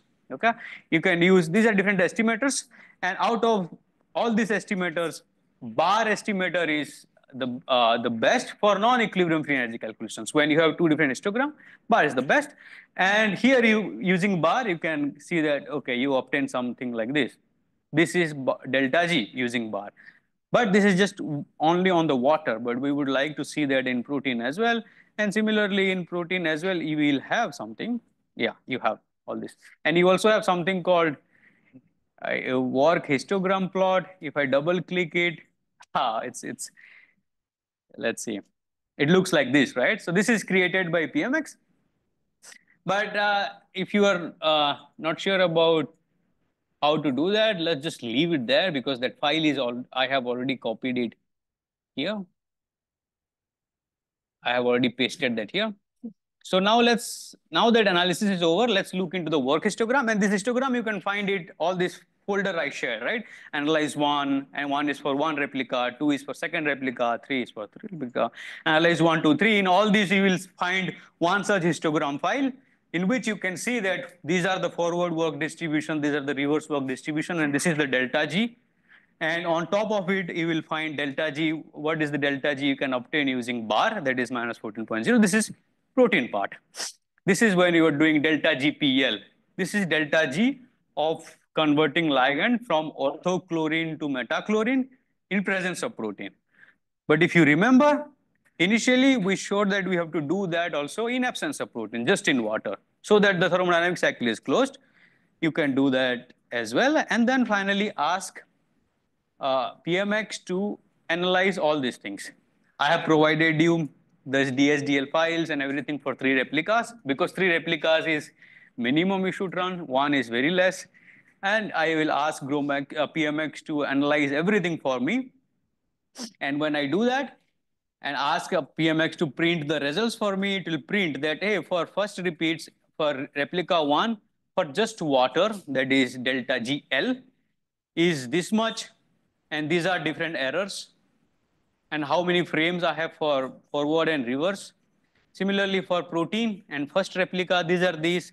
And these are average values. This is average in water, this is average in protein.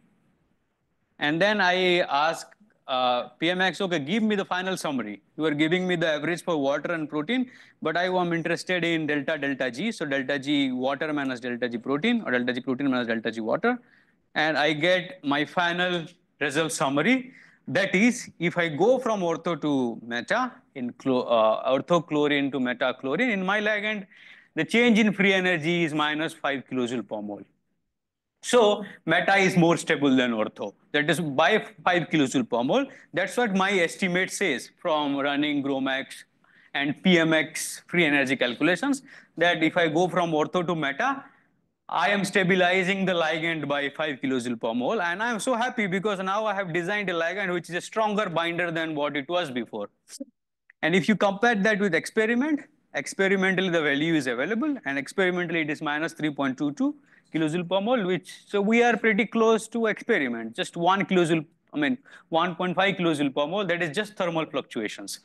So if you run even many more simulations, but if you are at a temperature, you also have a KT fluctuation. So we are pretty close to, we are very close to experiment.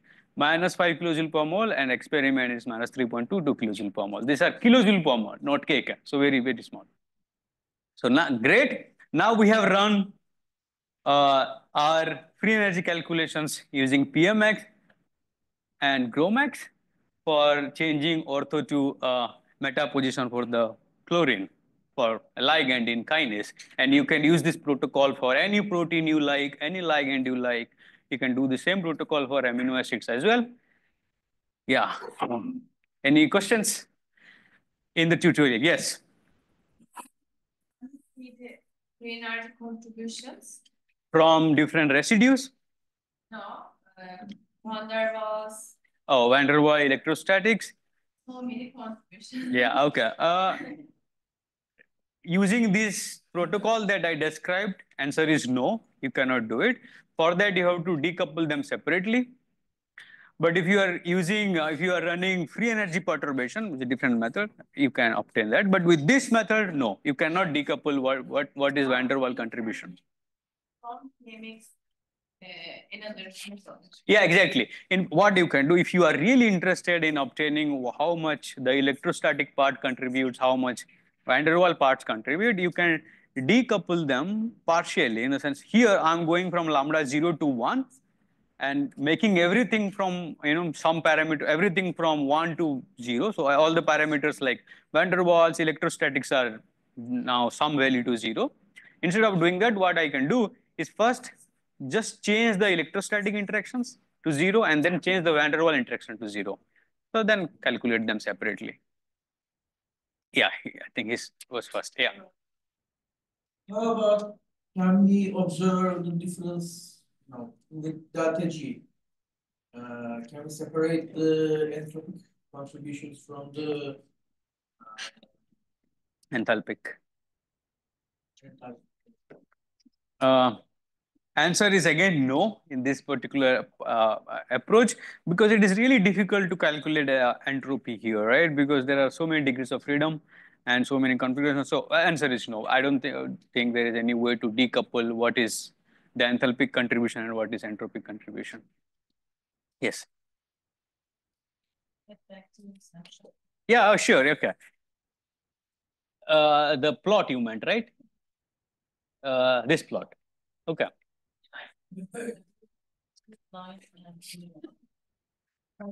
They seem like they're both equal weighted, right? Sorry? Like they're equally weighted. The peak point. So what are the peak points you were saying? Green line. Mm-hmm. Yeah. Same. No, so these are actually just work values. So if you see y-axis, it's work, it's W. So work, they are, if instead of 80, here I have 80 snapshots. If I run, say, 200 snapshots, it will look more like a Gaussian.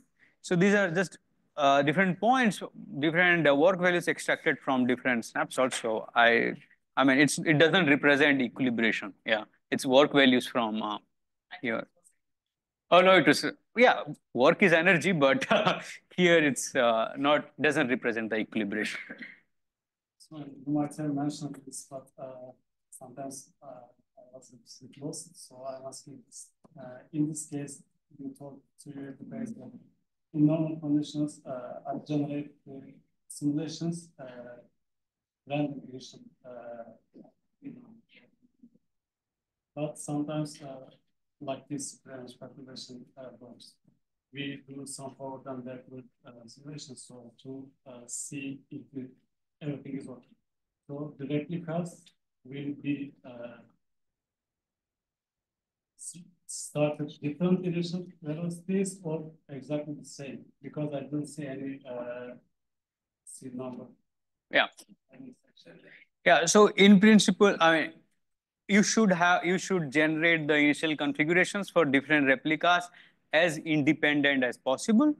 So definitely different random velocities and different solvation as well.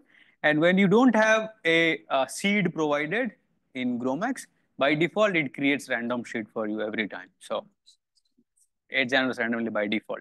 It's by default -1, which represents random. So it by default creates. If you provide a seed, then it will generate the same velocity every time. Yeah. So yeah, so that's actually a very good point. So when you create independent replicas, you should make them as independent as possible.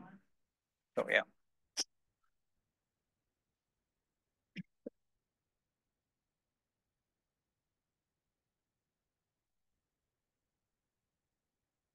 Any further questions?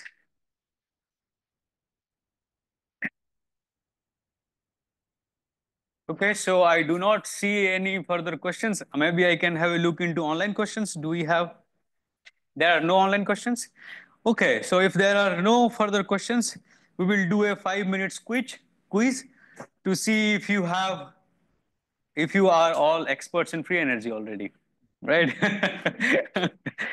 So we will do a small quiz, and this is the uh, QR code to join the quiz.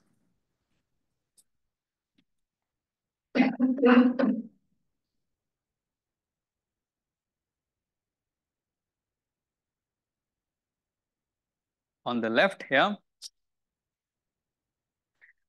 And I see that we are close to maybe 30 or so. So once I get more than 15 participants, I will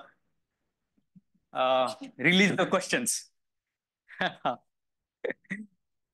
Or maybe I can ask if all of you have joined already. So the format of the quiz is there are 5 questions, and each question will last for 1 minute for you to answer. Yeah, that's the format. Yeah.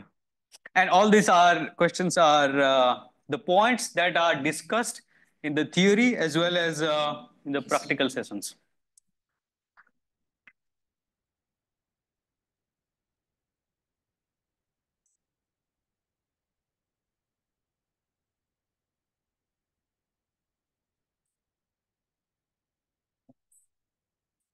So we already have 32 participants, so that seems like quite a lot. 34, 35.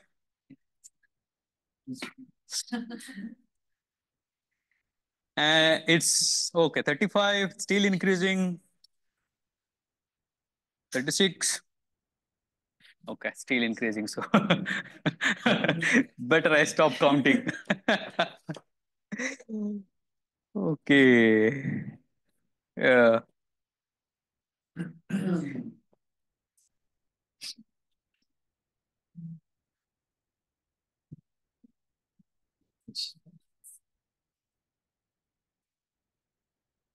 Okay, so let's start, right? It's already 44 participants. Okay, I'm going to start. So let's shoot up with the first questions. Are you able to see the first questions? Yeah, first question. Yeah. So you have 1 minute to answer this. Which statement about non-equilibrium free energy calculations is valid? Option number 1, non-equilibrium transition needs to be fast enough to contain dissipative work. Non-equilibrium equilibrium parts can be recycled.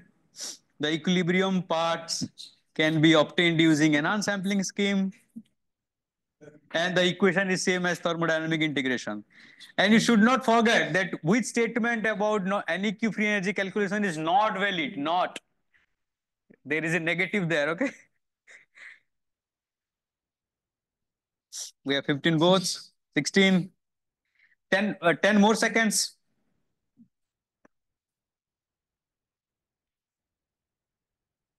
4 seconds, 3, 2, 1. Okay, and the correct answer is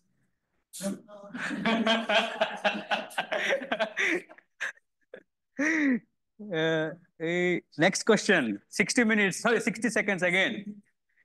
So I'll read it as well. All chemical free energy calculations are especially suitable to estimate kinetics of ligand binding, not suitable to make prediction about drug resistance due to mutation, a rigorous way to compute absolute binding free energies, suitable to study folding pathways of proteins.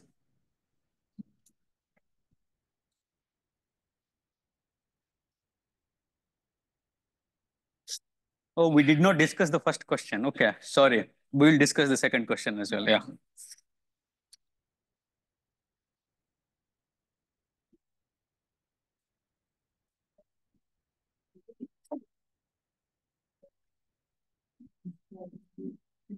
We have 10 seconds to go.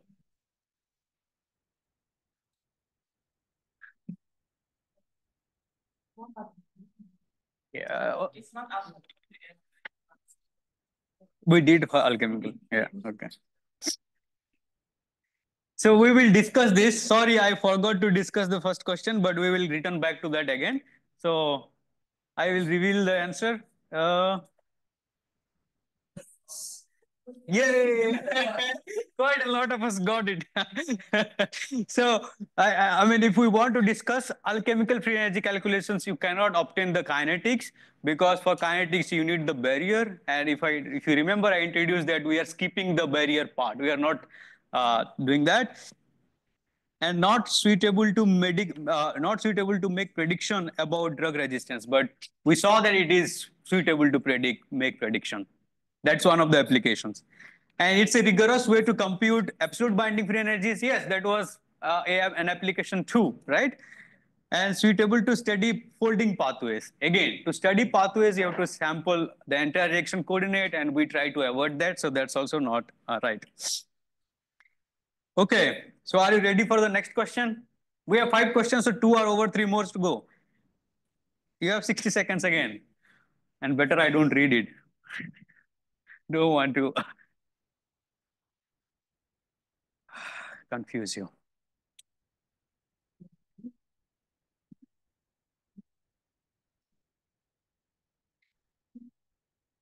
There is a knot there.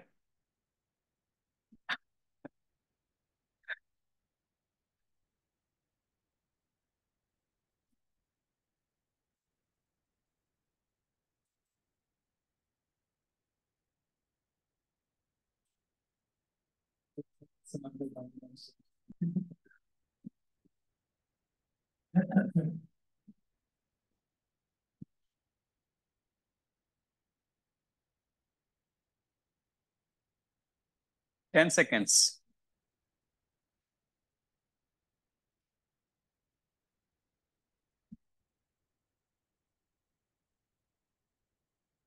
Time up. Oh. Yay, we still are pretty good, right? So, I mean, we are not the majority, but we are still more than passing mark. So, so yeah, this I have mentioned maybe 3-4 times, right? That PMX, it's pre-processing and post-processing. We don't run the simulations. Simulations are run in GROMAX. So that is why that is the knot. So shall we go to the next question? Yay!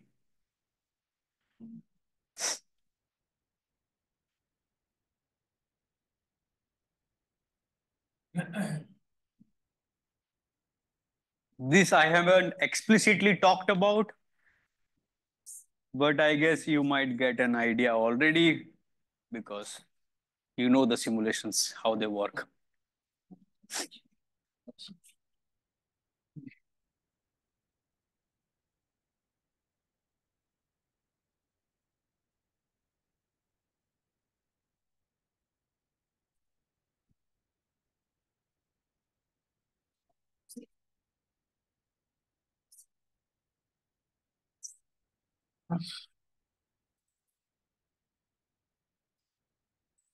10 seconds.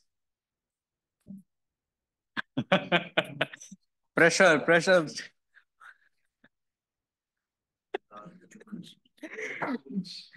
Okay, so yay! Now we're the major. Okay, why I'm not able to see it? Okay, it's all the above. So the percentage we should be able to see. We are like close to 90% now. So all of you are actually experts in free energy now, right? I mean, 85% is pretty good, right? So, so I think you know this, right? From simulation as well. Any simulation you do, if your starting structure is instead of crystal structure, you take it from some modeling, it might lead to error. If you use a bad force field, it will have an issue. If you just run 1 nanosecond, your simulation result will be incorrect. So all of the above is the correct answer. Okay, so ready for the last? Here it is.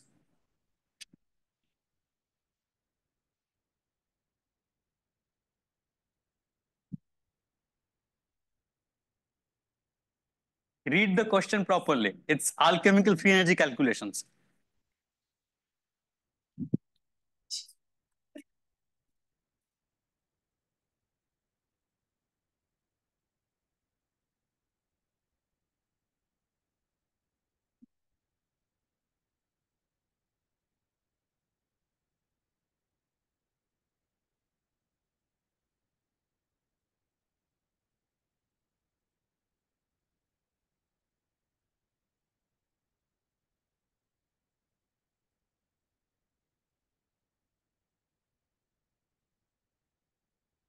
Ten seconds. Pressure.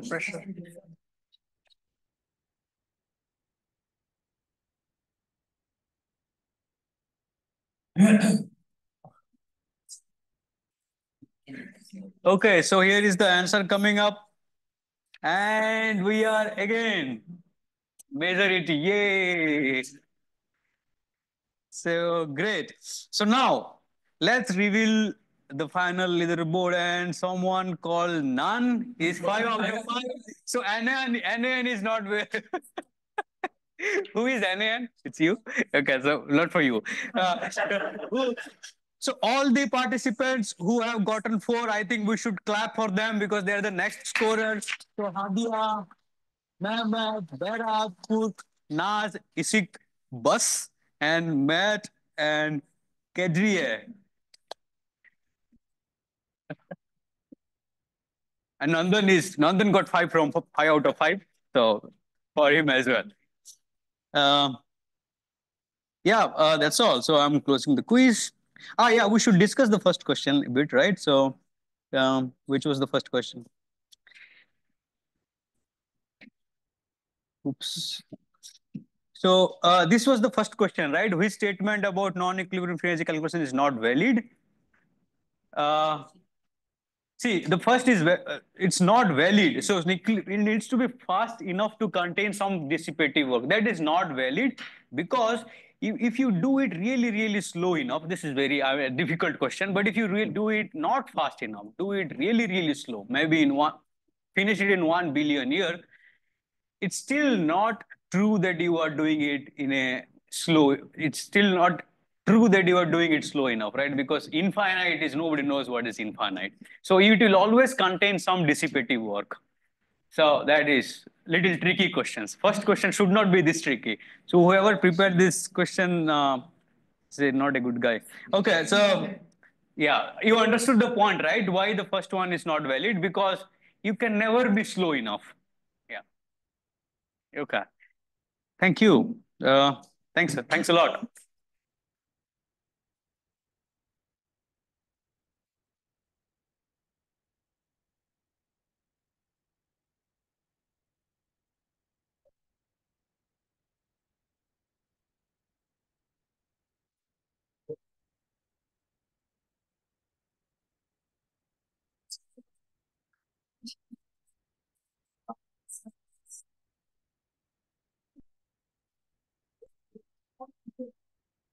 Okay, so let's do closing remarks.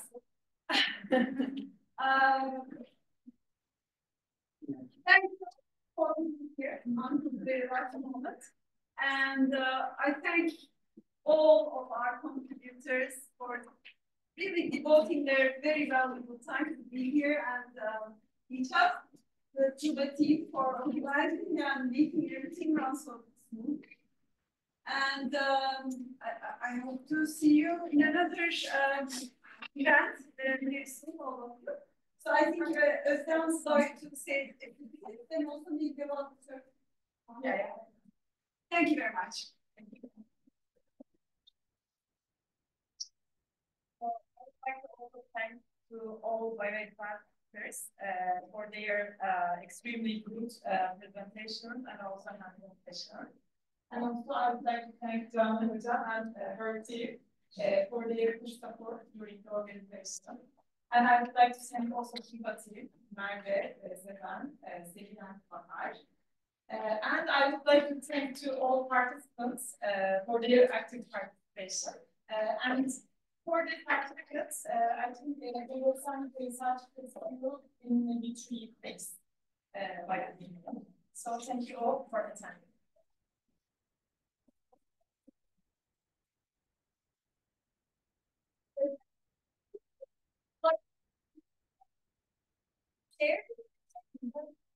Of course. Thank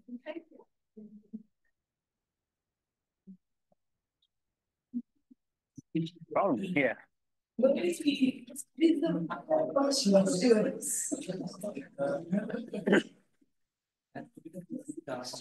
Hey. I have a question Yeah. for both of you. Oh, sure, yeah. So I like these programs. Oh, yeah. Mm-hmm. As a developer, how can I understand? What is for you now? What do you get from it? You know what I mean. For example, you